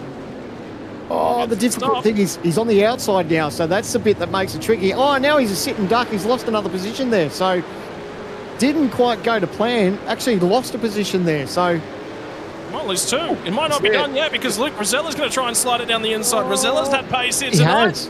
Gets the job done. So that margin that we're looking at being 10 points between Maloney and Rattray-White. Oh, no. A couple corners goes now 2. 2 points. Just from that one move. He tried to make a move up the inside, was on the outside with the crossover, and then it ended up losing 2 positions from it, and that's cost him. So, wow, that just goes to show how close it's going to be for that bubble for some of these drivers. It depends what's going through Jake Maloney's mind. Is he thinking about being back here for next year? You would say very, very likely. that he's just thinking about making sure that he's here for 2025. And if so, well, he doesn't need to get the elbows out because a penalty will probably knock him out of contention. You know what, Ethan's closest margin up to Jared, hasn't he? That was half a second there not long ago. So 6/10 now. He just wants to stay in touch, and if he can sniff a little bit of that draft, what's working for them is they're pulling away from that James Scott. So that's working out nicely for him. Doing all the right things. That little battle from 7th, 8th, 9th, and 10th has changed hands because Andrew Gilliam's now got through on Bo Albert. So he moves his way into 7th spot and starts to try and track down the next little battle pack. So more stories continue to unfold from our Spa getaway. Is how much of the team's got their work cut out for him next year? Obviously learning the new Gen 3 and then having to keep an eye on the skies. You know, you could be thinking you're sitting pretty throughout a race and everything's going to go to plan, and you just never know whether Mother Nature might turn on you. So that's really going to be stepping it up for these teams and strategists and everyone that they've got playing behind the scenes, because they're going to be crucial as far as keeping an eye on that and how things can affect these outcomes of these races.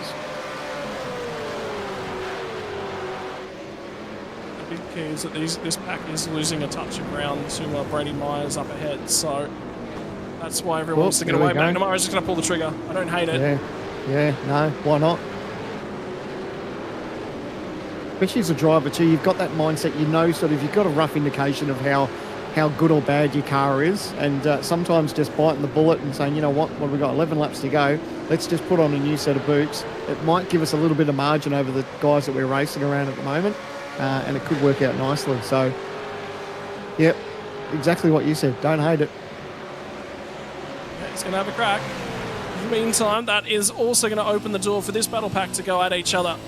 So Luke Rosella's picked off one spot. He's coming. Now he's going to try and line up and pick off another. It'll be Jordan Ross. He's just going to pull to the inside. He's got to get going now. He's got a lot more fuel on board than a lot of the other cars around him, but he get the job done here. Moves his way forward into 12th spot.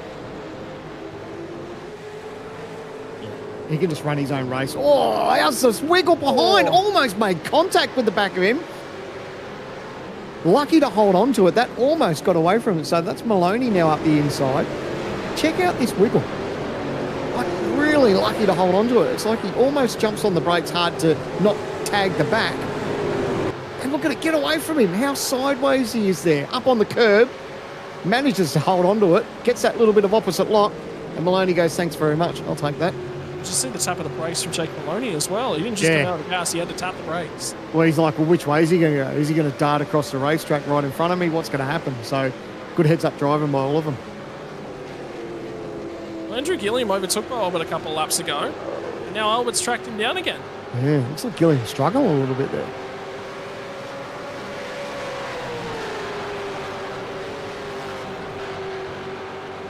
Just really trying to track him down and see if he can get this job done once again. Very, very quick on the run up to Blanchimont. Touch of the brakes, accurate too. Well, someone's into the lane. Jared fuel cells decided to peel off and get his pit stop over and done with. So, ooh, that's caught a couple of people out, I think. And Ethan Grigalt goes to the lead. Oh, now he's going to see if he can punch it. I do wonder how long these guys are going to go. Andrew Gilliam dives in as well. Gilliam, so Rudd, Myers. Bit of a plan for the Lobs eSports drivers to dive in at the end of lap 24. Well, they know what it's now basically a 10-lap dash. So now they're thinking, you know what, let's just get the fuel in we need to go home. We've got a fresh set of boots. We'll have a little bit of clear racetrack. Let's just push on and see what happens. So they know that, you know, Ethan Grigalt and Jared, they had a sort of 3.5 second gap possibly over James Scott there at one stage. So Jared's now got that pit stop over and done with, and he just wants to capitalise on that now and just start to push. And hopefully, when all the pit stops rotate round, he'll still come out on top. Resurfaces after his pit stop at 11th spot as well, so he's tracked out ahead of Kurt Stenberg, and Kurt Stenberg's yet to take his final stop of the year. And shout out to Stenny too, P12 at the moment. he's had some rotten luck throughout the season, hasn't he? You know, we've seen him sometimes back in the 20s and things haven't gone all too well for him, but he's having a decent run tonight, and hopefully he can just hold on to that and finish strong and see 2024 out in style. Andrew Gilliam's come out behind Brady Myers, so both of these guys have done their final stops. Dylan Rudd's on the back of Robbie Gibbs. Gibbs came in on that lap as well, so he, after jumping a bunch of cars with the undercut and a little bit of a lighter fuel load, it's actually probably translated to a little bit of track position long term for Robbie Gibbs now as well.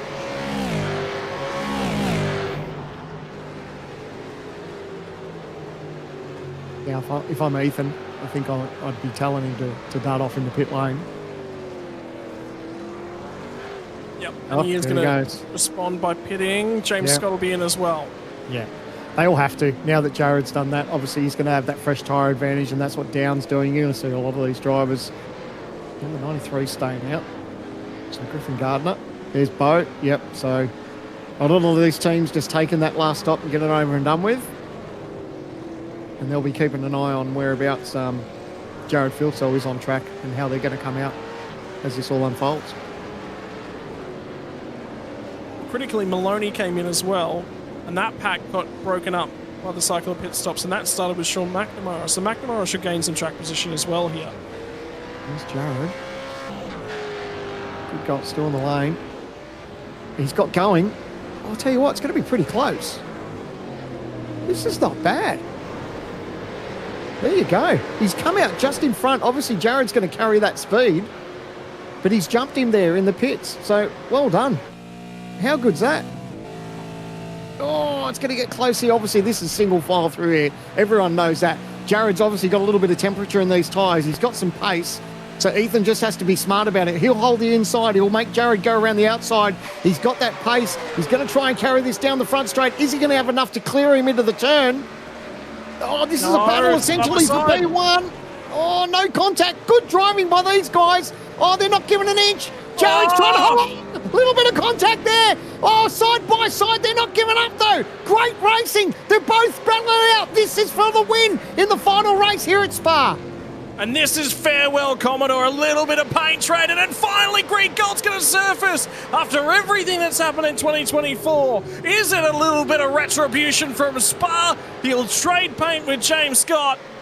There was a little bit of a pit stop mistake back at Greg Galt's previous best finish in the season at the Red Bull Ring. That dropped him out of the draft. But tonight he's got it done. Tonight he surfaced in the right spot at the right time. And James Scott's now bought into this battle pack as well. He's got the draft, so it's going to be a three-way fight. Yeah, and as soon as he saw Greg Galt and Filsell battling, James Scott would have been licking his lips. He's like, all right, boys, this is going to bring me right back into the fold. So no more pit stops. It's just hard racing right to the end. And Greg Galt has got the job done so far on Jared Filsell. Here we go. Here we go. It is going to be 9 more laps. There's going to be 8 when we cross the start-finish line, and it'll be 75% race distance complete. So box checkers, think about it in the background. All those drivers we mentioned at the top of the show who were just trying to check that box tonight, they are about done, and now it becomes a race on for the victory. The final checkered flag of the Gen 2 era. The final time we'll see a Holden Commodore in participation. And you're going to have 3 of them duking it out for the final race win of the era. Tell you what, Greg Galt's car looks good. I think the only thing that's going to hurt him, obviously, is the advantage that Jared's going to get here with this draft. And that basically goes down to anyone that's in these drafts. It is an advantage. So Jared's obviously grateful that he's got that, but there's no short of pace out of that Ethan Greg Galt car. That real thing really looks good. So Jared's got his work cut out for him in these closing laps, and we're going to have a heck of a battle, I think, here, mate. This is going to be a ripper to close out 2024. Here comes Filsell. Here comes the margin. The horsepower has been laid to the ground. Now he's getting a little bit of that slipstream. Is he going to get there? A half cover from Ethan Greg Galt. He knows that he's got to check him up. He knows that he's got 1 lap fresher worth of rubber. And the life on the Evolution Racing Team cars tonight has been phenomenal. On the long run, they've been some of the quicker cars. But James Scott has been supremely quick over the last lap and a half. And he is closing down the margin to these guys. I'll tell you what, the nerves will be up for Ethan. He knows he's got his work cut out for him. He's got some of the hardest chargers in sim racing behind him in Jared Filsell and James Scott. We know these Lobs cars have been strong all year round. And, yeah, the heart rate will definitely be up knowing what he's got happening for the next, what have we got, 7.5 laps to go. William and Myers are going to go at it once more as well. Myers did get that job done again. Just couldn't pull the car up at the Lacombe chicane. It's pulled him out a couple of times, hasn't it? That's, yeah, he'll be thankful tonight will be over soon, I think, just because of the way that's played out. Down the inside, and Gilliam ran him a touch wide.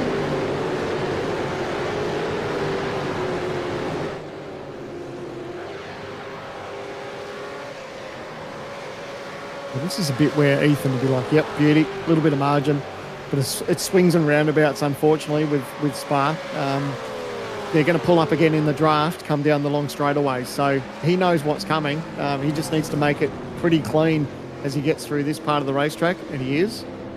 And the one thing that Jared's going to obviously be mindful too of, that James Scott's right there and he'll be sneaking some of his draft as well. So it's not over. And of course, you know, don't rule out the fact that these three trip over themselves, and then that brings Madison Down and Zach Rattray-White, who's in P6, into the fold as well. Yep, so not done yet. Are they Who do you going want to to wait? be? Who do you want to be? How soon do they pull the trigger? I think Ethan. I really think his pace has been good enough tonight to get this job done. Okay, yep. The thing that scares me about Spa is the draft, and this is where Jared's in. He's got obviously that draft, and that works in anyone's favour who's the chasing car. So for him, he can just sort of take his time. He can put that pressure on Ethan. You know, he can sit right up his bumper, exactly what he's doing, and try to pressure Ethan into a mistake. So for me, look, I think I want to be Jared or even James Scott. Obviously, there's going to be no team orders. Lobs don't care about the rest of the season now. They've got the championship sewn up. And for these guys, obviously, Jared's championship went pear-shaped at Bathurst. So these guys are just going to have some fun and try to attack Ethan. But Ethan was lucky that he didn't end up in a lob sandwich there, the way the pit stops played out. And thankfully, he's out on top at the moment. Yeah, it's given him a lot of room to work with, hasn't it? Yeah. If he'd come out in the middle, you'd say that probably would have been race over. He probably would have been just fighting to hang on to second. But the big thing I can note from this lap is that the toe was so huge from Jared Filsell that he ran a touch wide at the Lacombe chicane. All the way back in that first sector of the lap. And now he is just ailing a little bit. That's just bought Greek Gold just an extra couple car lengths.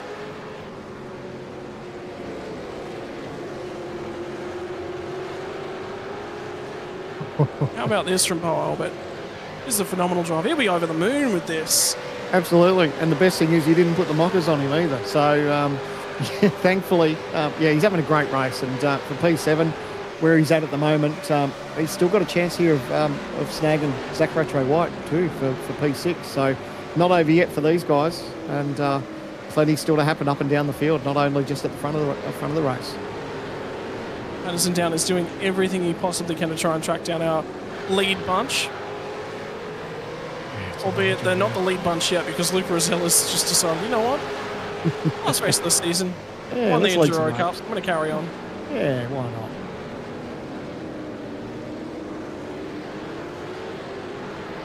Griffin Gardner goes ahead and sets the fastest lap of the race, so he's got pace as well.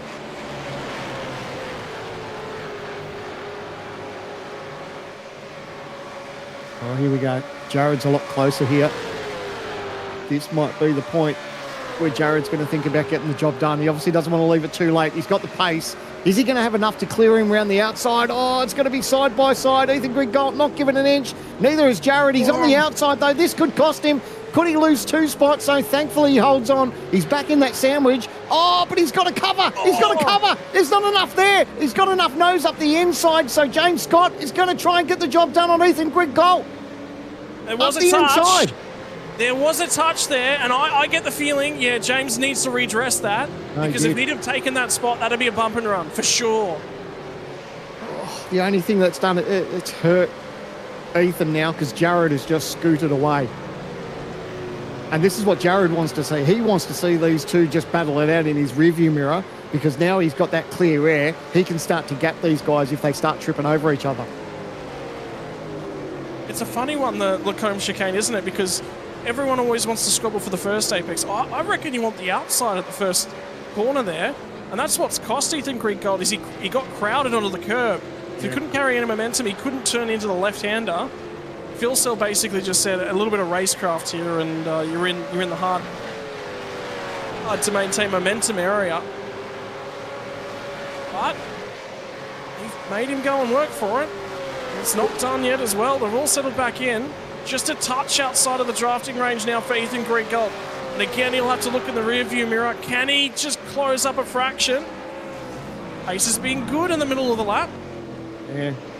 He just needs to not overdrive it at the moment. He knows that Jared's got him. And if he can just drive smart, and like you said, if he can grab some of that toe, he's obviously got pressure here from James Scott. James is not going to give an inch. He might think about a late dive up the inside. But what he'll do is he'll set himself up just what Jared did and grab that toe down that straightaway and hopefully get the job done. He's very close to the rear bumper already as they come off a little sauce hairpin. Now it's the run plunging down the hill as the sun starts to set over the circuit de Spa-Francorchamps. Late on in the year in Europe, it is winter. It's still only autumn. It's about to become winter over in this part of the year, and the days, they get shorter. And as we set the sun on the season of 2024 and the Holden Commodore, the Gen 2 era, it's been the man that has just been about the race win master this year who leads the way. And then how about these guys who are squabbling over qualification spots for next year? And the big thing is that 2 drivers out of the 3 in this one cannot afford to have a whoopsie at this point in the race. That will eliminate their chair. They will be in strife. Yeah. How's the battle though? How good is this for 6th, 7th and 8th? Like, just brilliant. And they're not far from Madison Down. Like, Zach Rattray-White is staying in touch there with Madison Down. Rambo, he's been on the improve all season long. All he wants to do for them in this last race is finish inside the top 10. Well, he's not just finished inside the top 10, he's banging on the door of a top 5. Yeah, and that's no easy feat in this series. You think about the calibre of drivers that we've got, and the calibre of drivers that are in and around him at the moment. Like, it's a fair effort. He's just got to hold on. He's got a lot of pressure from the back here from Bo Albert. He's looking real racy. Big thing about Rattray-White, his prospects, is he spends a lot of time in seat, but it's not just in one category. You know, you could sit down and all your drivers a V8 Supercar and you'll get very, very good at it. Make it a lot easier. No, none of that. Drives an F4 on Monday night. Tuesday night gets a little bit of a night off.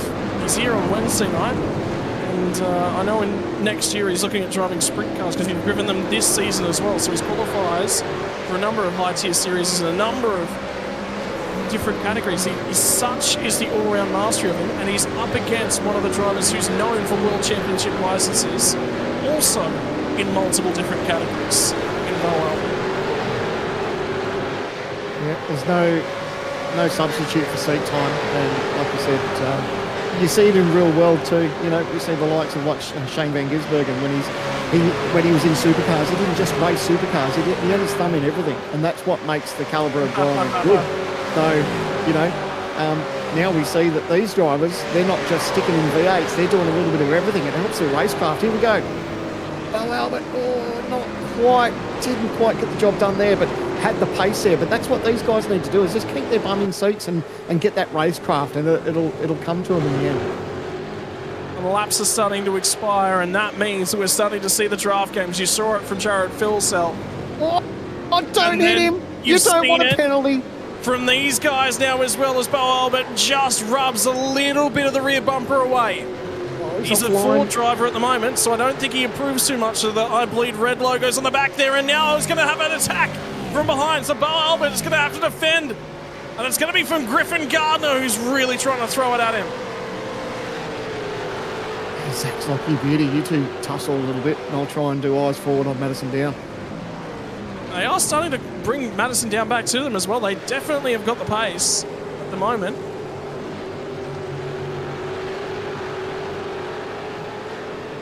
Yeah, Bo just needs to hold on. He was just a little bit out of sequence with those corners, and it just hurt his run. And unfortunately, now that's put pressure on him. He knows he's got a fast Griffin Gardner behind him.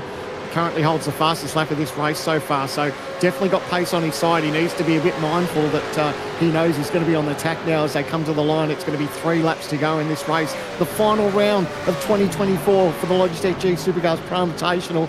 And what a cracking season and a great race we've seen tonight. It's still not over. It's still anyone's race. Take me back through the season. Walk me backwards as we keep an eye on this battle. What has been your moment of 2024, Sam? Can you pick one? I can't. But we always talk about, like, how many years ago that we keep talking about Sebring, what Sebring did for us. And to have that as a season opener, you know, that we've seen so many highs and lows at that racetrack. And then, of course, Bathurst is always a great race. And the thing I loved was the co-driver cup leading up for the Bathurst race. That's something that I really enjoyed and hope that we'll be back for 2025 because I really enjoyed that race. I've got some bits and pieces. The co-driver cup was talked about so positively. I guarantee you, I've heard whispers it's coming back. I haven't heard confirmation, but I've definitely heard whispers. But one thing I have heard about is that we've got a GT3 series that's coming, and Bathurst will feature a round of the GT3 clash as well. So it's going to be the support categories for Bathurst 1000 Week have been expanded for 2025. But how about the racing out on track at the moment? Because again, Rattray-White's going to have to cover a little bit. Albert is just closing. Robbie Gibbs has tagged in on the back end of this battle as well. Don't forget, all the way back at Sebring. You're talking about Sebring. How about the fist pumping and celebrations from Gibbs for winning his first race? Yeah, he'd love to finish off in style. This runs a little bit wide there, but and again, bit of a move. He'd be hoping that the guys in front of him, like Griffin Gardner and Bro Albert, start tripping over each other. I think that's Andrew Gilliam has just fallen off the road just a moment ago. Down at Ravage. He's started to slip back, but replay. Oh, dive up the inside. Oh, yeah, that was a late one. Just went in a little bit too hot. Yeah, around he went.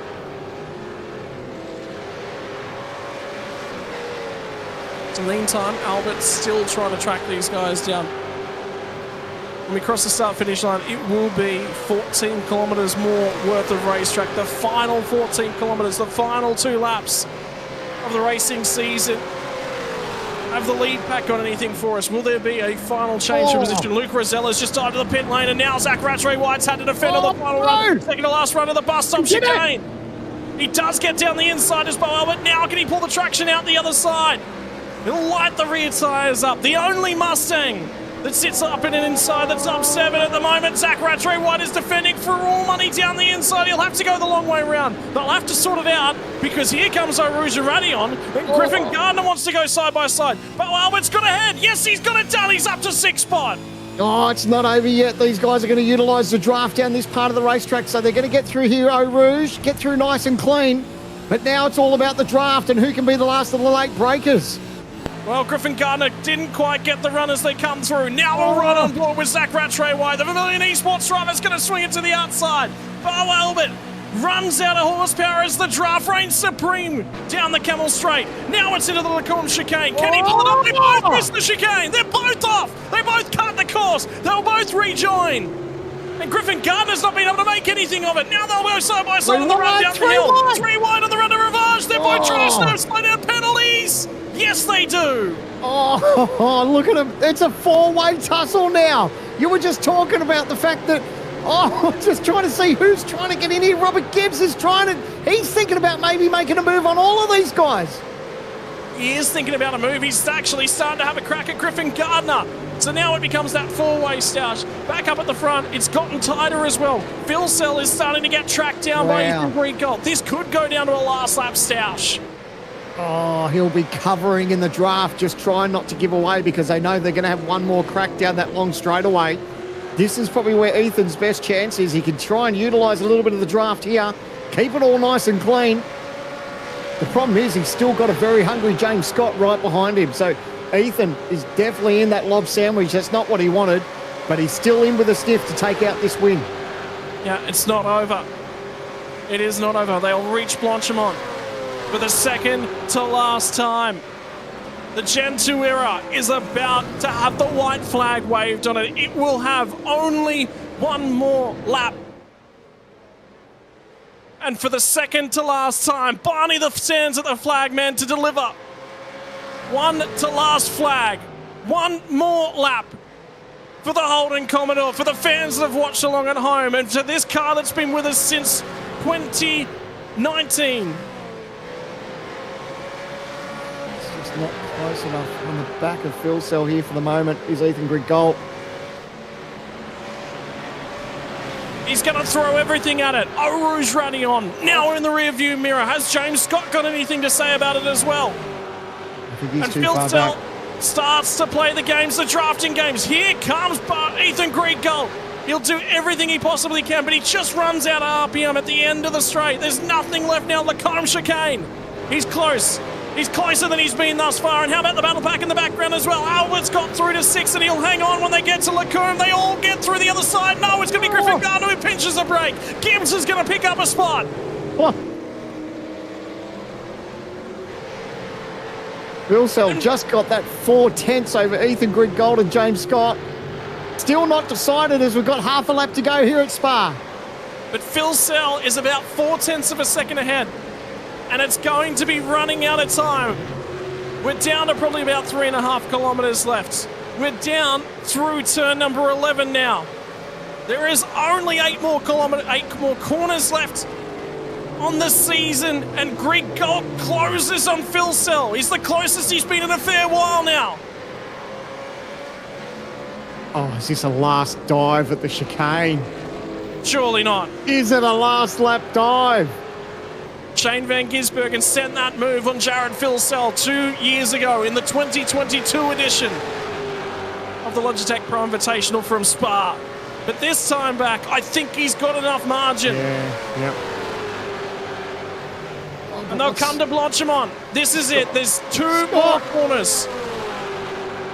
Scott going to dive. Oh, he's going around the outside. Oh, he's going to be right on the right side, though. No, he can't quite get clear. Oh, it's contact. He'll pull over. Giving him a hit. Will he pull over? No, he's going to take it. No, he is going to stop. No, well, he's up to the start-finish line, so flag's been waved. So it will be James Scott will take it on the racetrack. They might redress it on the results. Madison Down's going to cut his way on through. He'll finish in 4th. Bo Albert gets home inside the top 5. Oh, you could see what Scott was doing. He was trying to position himself on the right side of the racetrack for the second part of the chicane. Unfortunately, just made contact with Ethan Grigol. And, yeah, we'll leave that to the stewards. They may talk about that. But Jared Phil Cell, a great job by Lobs all year. Jared was on target to possibly take out the championship this year. Bathurst didn't quite go to plan for him. But unfortunately... he's out of fuel too. Yeah, as he's called it short, has he? So he had enough just to get home, but a brilliant drive from Jared. Here's this replay, the OG Gear replay. You can see he positioned himself on the outside because he knows it's going to set himself up for the inside. There's just not enough clearance there. So there's no overlap. We'll leave that for the stewards. But unfortunately, there was that little bit of contact. But look, a great drive by all three. What a finish. And we'll leave that with the stewards. But Ethan Grigol, that was just a terrific drive tonight. He put himself into contention with those pit stops, and he was right there in the end. I'm going to be honest, I'm really surprised he didn't just pull over and attempt to redress that one and just get it done.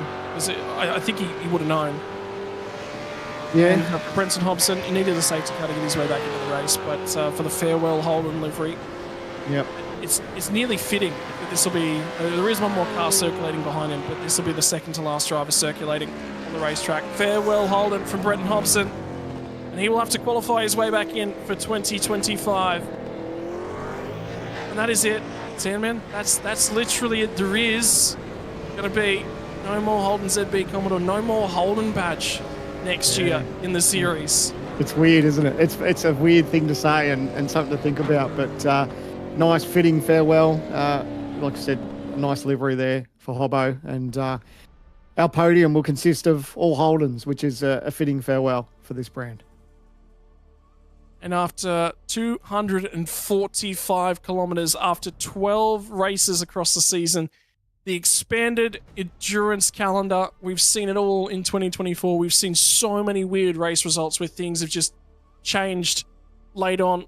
Weird things have happened on the year, but the one weird thing that we sort of expected happened in the last race was Jared Filsell winning another 3 races here in this series. He is 3 from 3 on the track. Last year received a post-race penalty that dropped him off of the podium after winning it on the track from James Scott, who finished in 2nd spot.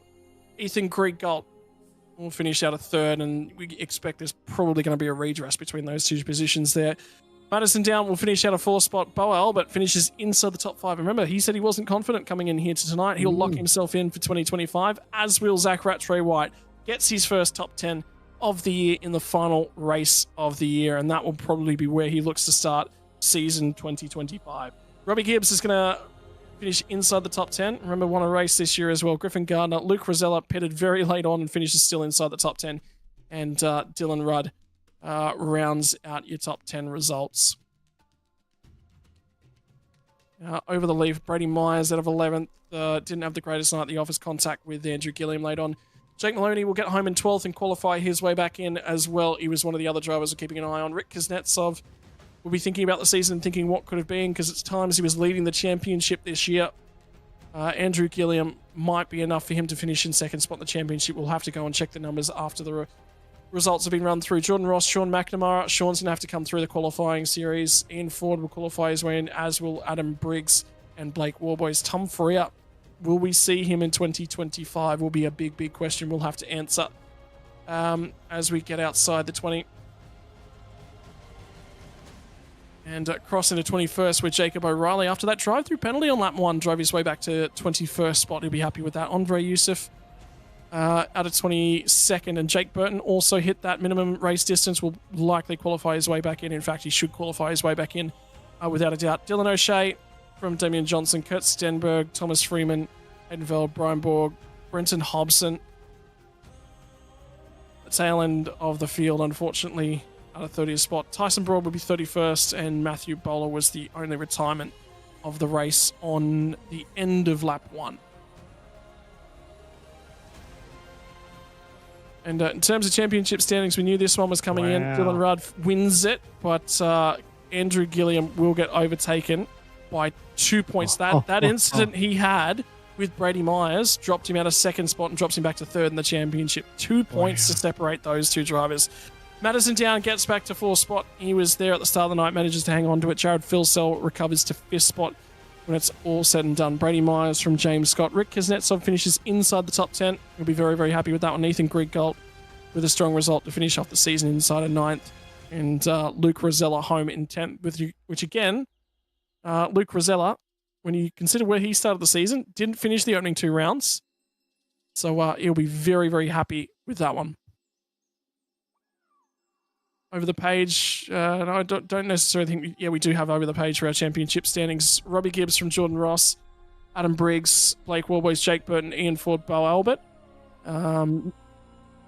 Missing driver in there is Josh Anderson, who was already qualified back for next year, but wasn't in attendance, unfortunately, here tonight. Jake Maloney, and quite critically, finishes 2 points ahead of Zach Rattray-White. And those are your 20 drivers who have qualified for season 2025. By the way, the drivers to miss out... Sean McNamara will miss out by a significant chunk of points at the end of it, and Tom Freer were the 2 drivers that were in mathematical contention coming into tonight's race and will miss out.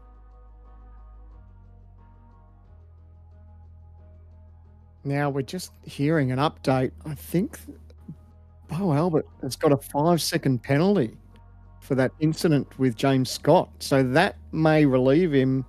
Does he still hold on to 3rd? Drops him back to 4th by the looks of it. So... wow, how much that's changed. Yeah, that incident with the 5-second penalty. So that's why you redress it straight away. That's... Oh, no. We're hearing that Scott maybe got a...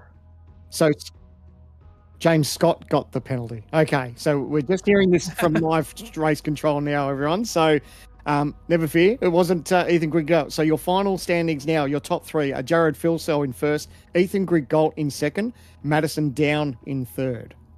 So we want 5-second penalty. Yeah, we'll start from the bottom end and work our way up to our race winners, I think. And Sam, man, I'm going to let you sit here and celebrate and reminisce between you two, because I know there's a fair few words you want to share at the end of a season, the end of an era, for a wonderful, wonderful car with Madison Down.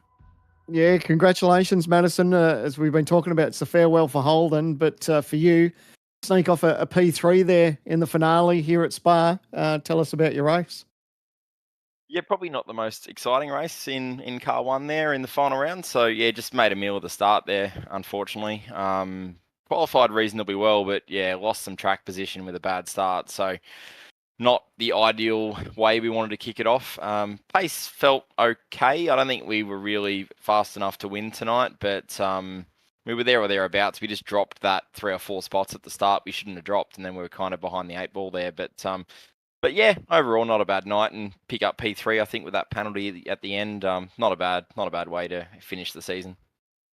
At the start, was it bogged it down, or you lit up the tyres? What happened? Yeah, lit it up. I just got wheel spin. So as soon as I dropped the one lock, I probably had, I don't know, it wasn't much. It's probably 5 or 10% too much throttle, and just lit it up straight away. So then you're basically a passenger after that, and it's just trying to limit the damage that you've done. Now, obviously, now you take off the number 1 and you hand that over for the season. If you look back on 2024, obviously everyone wants to win the championship, but how do you look back on 2024 and reflect on it carrying the number 1 on the side of that VRS Commodore? Oh, we've had glimpses of speed. We haven't probably been fast enough this season to deserve it regardless. Obviously not everything's gone our way. We got a lot of penalties towards the start of the season. Obviously the massive highlights reel crash in round 1 at Sebring was kind of the beginning of it all. But yeah, overall not a bad season. I mean, I'm sitting here pretty disappointed with the result. Wherever we finish there, it's going to be, I don't know, 3rd, 4th, 5th, somewhere around there. Either way, that'll be the worst championship result I've probably ever had in a supercar in 15 years of iRacing. So I'm upset about that, but at the same time, I can't really complain when you've had that many podiums, I guess, in championship results. So, yeah, I mean, nice way to finish the race off there with a podium. But yeah, a lot of missed opportunities in the season. Now, fitting that we have a chat with you. Obviously, you've been in this series or in iRacing for quite some time, and back in the days when we only had a Falcon to race with, mate, and it was a dream sometimes of whether we'd even actually get the chance to run a Commodore. And tonight's the last official race with the Commodore here in the Logitech series. Of course, next year we transition to the Camaro. Your thoughts on that? It's been quite a journey from back when we were just running Falcons to now the introduction of Gen 3. Yeah, absolutely. I mean, I was so excited when the Holden first came to the sim, and of course made the switch, being a massive Holden fan growing up, and still today. I mean, still my road car is a VF Commodore, so I still love the brand, and kind of like a lot of us can't believe that it's actually gone. And I guess it lives on in the sim with us running these cars, but again, that era ends virtually tonight as well. So although the cars are still there, and much like the real world running in Super 2 and Super 3, we're not going to be running this car full time. So that's going to be a massive change, and it's going to feel almost truly dead, if that makes sense, because you still kind of see the logo and the car in the sim. So it makes you believe that it still exists, but yeah, not to be. And one more, are you excited about the challenge of maybe taking on the Camaro for next year? Yeah, I think I'll stick with a Camaro for me personally. I'm still General Motors fan, so I'll be driving a Camaro. But yeah, going to be a big challenge. I mean, the cars obviously look and sound and seem pretty different from what we've seen in the real world. So interesting to see what iRacing rolls out from, graphics, sound, physics, tyre deg, how the cars race and draft. Obviously, this car's got a massive draft model, so I'll be interested to see what that's like in the new car. Slow out laps, yes or no? I mean, there's a lot of things, even car setup. So there's going to be so much to learn next year. I think, look, at the end of the day, the cream will rise to the top. The fast guys now are still going to be the fast guys in the new car, one would think, and that's generally how it works. But yeah, it's going to be exciting to have that new challenge. I think it's going to bring a lot of motivation back to everyone in the series, but I know it will for me as well. And before you let you go, mate, to top off 2024, is there anyone you thank? Oh, just everyone in Trans-Tasman Racing. We didn't have a great year this year, but we showed up each round and had a crack, and still a lot of work goes in behind the scenes there, and a lot of teamwork, particularly guys like Alex and some of our other team members that behind the scenes, jumping in and spotting. Emily Jones did quite a few races spotting as well. So massive shout out to all their help. Obviously VRS, Virtual Racing School, we use their data platform to analyze each other's telemetry and try and find that little bit extra. But yeah, overall, solid season for us, and yeah, looking forward to 2025. Well, congratulations, mate. P3 tonight. Go and enjoy the off season, and look forward to seeing you in the Gen 3 come in 2025, mate. But until we talk to you next time, all the best. Thanks, guys. Cheers for the broadcasting all season as well. It's been awesome. Thank you. Thanks, buddy. There you go, Scotty. That's Madison down grabbing P3 for tonight. And I believe you're going to catch up now with our second place driver in Ethan Grigg-Gold. Mate, Ethan, it's sort of been a little bit of a year of a little bit up, a little bit down, lots of down, I guess, at times. Some race DNFs, and it's just been a troubling year. And ultimately, I was talking at the top of the show, you've only been on the podium once this year. Well, good to make sure that it was a second podium before the year was out. Yeah, it wasn't too bad. I thought the year wasn't too bad as a whole. Yeah, obviously we had some bad luck here and there, but I was actually quite happy with my pace throughout the year. You know, first pole position in a very long time in the the top level of racing this car, and consistently running at the front. And when we had some chances to go for race wins, tried to take them. But no, overall the championship finishing position wasn't where we wanted it. But definitely there's some speed there, which is good. We're all talking up a storm about this is it for the Commodore. It's going to be sad to lose the line off the front end of the car, mate. And what's it mean to you, given that we've been here and we've been on this platform now for such a long time, and there's such a history built up in and behind the car? To be honest, I don't really care what sort of badge is on the front of the car. I just drive it fast. When you work as a mechanic like me every single day, you realize that all cars are buckets of crap. So you don't really hold many let's say, yeah, you just don't hold any one car in high regard. So honestly, just looking forward to the challenge of a new car. This one's gotten very old and stagnated, and all the setups are pretty much the same now. So yeah, definitely looking forward to the new challenge, and hopefully it comes with wet tires too. Yeah, a little bit of a slide around in the wet, mate. Yeah, I mean, we've sort of crossed it all. I mean, how good was it to have Bo there with you for the final race of the year, and what a season he's had growing and in a car that he's not necessarily strong, and an opportunity to race alongside what's such a good mate for you as well. Yeah, I must admit, Bo's been pretty surprising this year. In previous years, when he before he joined Altus, he wasn't really much of a V8 driver, but this year he's really come on in great groves, and just he's pushing the whole team along with Robbie Gibbs as well, helping with setups, and the more people that are quick in ERT, it pushes everyone to new heights. So yeah, really looking forward to seeing what we can achieve next year. Mate, and finally, I'll leave the floor to you to give all the thank yous that you'd like to give around. I'd just like to thank all the boys at ERT for another stellar year. The results weren't quite there, but we'll have another crack next year, and of course, I'd like to thank the series for putting on such an awesome show, and of course, all the sponsors to go with the series in Logitech G, Playseat, Gamesman, and OG Gear. Mate, thank you very much for your time. Congratulations on second yet again this year, and onwards to bigger and better things for 2025. Cheers, boys. And finally, Sandman's going to chat to tonight's race winner, the guy that's won the lion's share of race wins here this season, chatting with the driver of the 94, Jared Filsell. Jared, congratulations, taking out the final win of the season here at Spa. Looked like a quite a decent battle up front for most of the night. Yeah, thank you. Cool to get the win on merit, not get it taken off me. Yeah, led the train and let them all save fuel off me, and yeah, just tried something different with the strategy, but didn't quite work out. But we were able to stay there with Ethan and wait for him to plateau off, and then make a few moves, and yeah, luckily I got it done. It was quite racy there throughout the night, wasn't it? With towards the end with Ethan Grigg-Gold, your teammate, and James Scott, you three were quite the battle, and yeah, it was very, very spicy coming towards the last couple of laps. Oh, it's yeah. I honestly almost binned it coming out of the lane. I did a burnout leaving, and I swear the pit exit was wet. I'm surprised I didn't get a penalty. Would have been very close to having an unsafe pit exit there. So yeah, luckily to keep it on the island, and then yeah, we're able to catch back up to Ethan and put a show on. Mate, you've got to be pretty proud with the season that you've had tonight, not just you, but the entire Lobs team.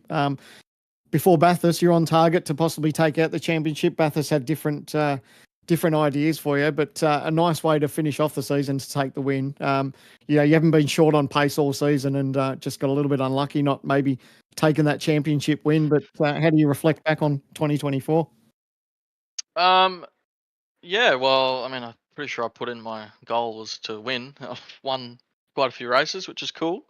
And so is the team as well. Not just me and the team. There's a lot of other guys that have helped out and shared the wins along the way. It's been great. Yeah, it's been awesome to partner up with all these guys. Obviously, we took Gilly and Griff on partway through the season there to just bolster us up a little bit and take the fight to some of the other bigger, more established teams, and that definitely paid dividends with those guys. Reinvigorating the team a little bit and adding a bit more motivation, and it's not the team that was stale, but just gave us a bit more extra oomph to get on and do a few laps when everyone wanted to get on. Yeah, the off-season approaches, mate. 2025's around the corner. Next Gen 3 car is out. Do we see you in a Camaro next season? And your thoughts on the farewell to Holden tonight? Yep, GM for me. My father worked at the Holden plant at Elizabeth for a lot of years, so Holden GM through and through for me. So luckily have a bit of a heritage there through the family ties and whatnot. I definitely would not drive a Ford, that's for sure.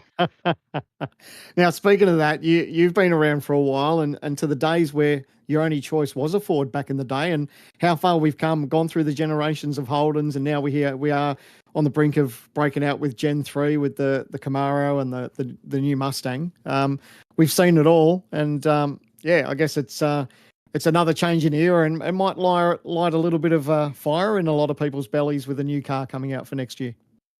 Yeah, definitely for sure. It might level the playing field a bit. Obviously, we've got the real life comments about it being quite an engineer's car and not a lot of adjustments. So yeah, it's a big unknown really. Not having much in-car adjustments and whatnot. Just having to deal with what you've got, and you've made your bed and you have to lie in it for however long the race is. So yeah, that's going to be super interesting. Can't wait to sink my teeth into it and crash the thing a few times and learn along the way. Well, mate, before we let you go, almost fitting that you grabbed the last win for Holden with your dad working at the plant. So we'll hand the floor to you and maybe give away some any thank yous you might have for the season. Yeah, obviously thanks to all the guys at Lobs for putting the hard yards in. I know Brody only just got to Adelaide today, but he was tinkering away, still prepping, and made a setup for us, which was kind of him. It was quite nice to drive, so thanks Bush. Shane wasn't with us tonight, but we can give him one night off from waking up at 3 a.m. or whatever it is. So I'd like to thank Shane for waking up. I don't even know what time it is over there. It's ridiculous.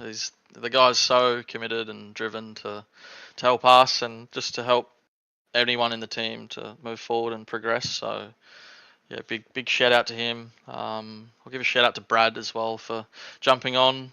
He jumps on every night as well, helps the guys out, whether it's just looking at crashes or doing fuel and whatnot. Thomas came along. He's the Lobs cheer squad, so he just jumps in and cheers everyone on. But he made a blunder tonight with Luke's strategy, so he's off the team now, unfortunately. Nah, he's good. Yeah, all the other guys in Lobs that help out through the year, obviously all our enduro drivers, Richie, Woody, Jimmy, I'm trying to think who else, Anton as well. They've all been a big help in getting us to where we're at with the championship win for Lobs, and a lot of race wins for all the guys throughout the team, as well as our sponsors throughout the season doing okay. It's awesome to have Jack's brand on the car. as well as Rocco Performance. We're repping them all year, and hybrid racing simulations as well. Well, congratulations, mate. It's been a heck of a year. We're looking forward to seeing you battle on in 2025. But enjoy the break. We'll see you for round 1 of the championship next year in the brand new Gen 3.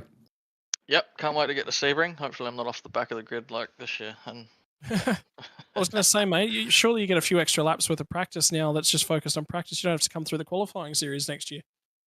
To be honest, I didn't mind coming through there because it gave me a bit of motivation and seat time, not just roll in and expect to be wherever. So that kind of, I didn't mind doing that. That was, I think that was good for me. So yeah. Mate, congratulations. Good to see you again. Good to chat as usual. Look after yourself over Christmas, yeah? You too, guys. Thanks for the broadcast and all your calls throughout the year. Thanks, brother. Cheers, mate. Yeah. Thank you.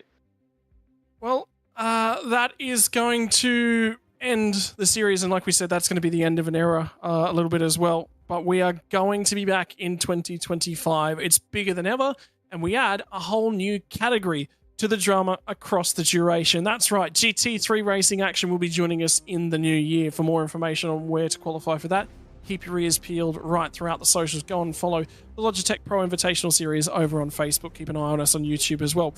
What is going to happen, though, in the land of supercars? That is the question that's currently on everyone's lips. Pre-qualifying will start in January, and that'll kick off into the qualifying series. You'll have qualifying laps that need to be set across a couple of different racing circuits. In January, they'll take the top 20 or so fastest drivers and pit them against the drivers who are returning from the Pro Invitational Series from this year, who weren't able to make it back in. Round 1 of that will be on Wednesday, the 5th of February. So sit back, relax, and take a nice long Christmas break, or maybe get your head down and get the practice on. And, oh, do I recognize that track in the background? That might be a little bit of what's to come for 2025, but don't quote me on that one. I might just be giving you rumors just to throw a few cats among the pigeon. But Sam, man, my word, what a season of 2024. And we're back for qualifying in new hardware in 2025. Cannot wait. Absolutely, yeah. 24 has been a cracker season. We've seen some brilliant racing all year long. But the introduction of Gen 3 for 2025, I tell you what, it's one of these times again, you just wish you were in the race seat. I don't have the talent, so I have to sit and listen. You guys have to sit and listen to me talk about it. So looking forward to it. A brand new era of supercars is about to dawn on us, and mate, I can't wait. Bring on 2025. There's one more shout out. I'm just scrolling through Facebook. I was just trying to catch up on a few bits and pieces worth of stories. I want to say a big shout out to Blake Warboys, who has just announced he's going to be a dad in January next year as well. So not only has 2024 been quite productive, it's been very productive. 2025 is going to be a new challenge. Whether or not he does so well next year with a little bit less practice under his belt would be a big question that will be asked, I'm sure. But yeah, ladies and gents, on behalf of everyone that makes it possible here for the Logitech Pro Invitational, our title sponsor, Logitech G, on behalf of the gamesmen who've been sponsoring the grid walk right throughout the duration, on behalf of Paul and the team at OG Gear, who have been giving us hard charging awards sponsorships, as well as getting on board for the replay sponsor and play seat as well. Ladies and gentlemen, this has been the entirety of your season of the 2024 Logitech Pro Invitational. We will be back next year, and we look forward to seeing you then when we pull the covers back on the new Camaro and the new Ford Mustang in 2025. We'll go Gen 3 Racing. We'll see you then.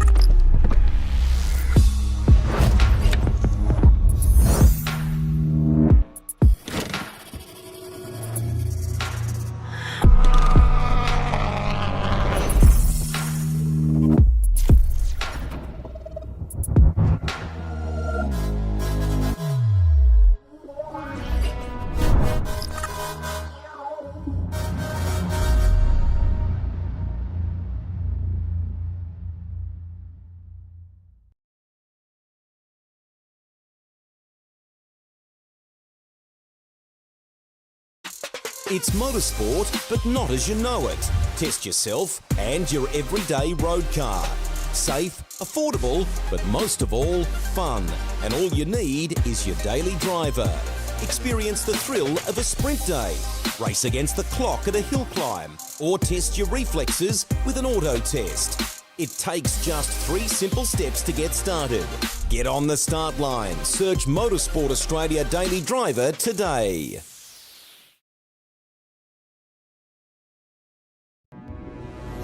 We are gaming fanatics. Our goal has never been to just play games. We think it's much better to feel like you're actually in the game. This feeling is what drives us as we create world-class gaming chairs. Our one aim, give you a brand new gaming experience. Help you move in perfect sync with everything on screen. Make sure you're having a ton of fun. It took us decades to achieve this, and we're still not satisfied. Every day, we wake up to get better. We'll never stop designing the very best to help you be your best. When it's all said and done, our job's only done if you're in full flow and focused on your victory. May you win, and win big.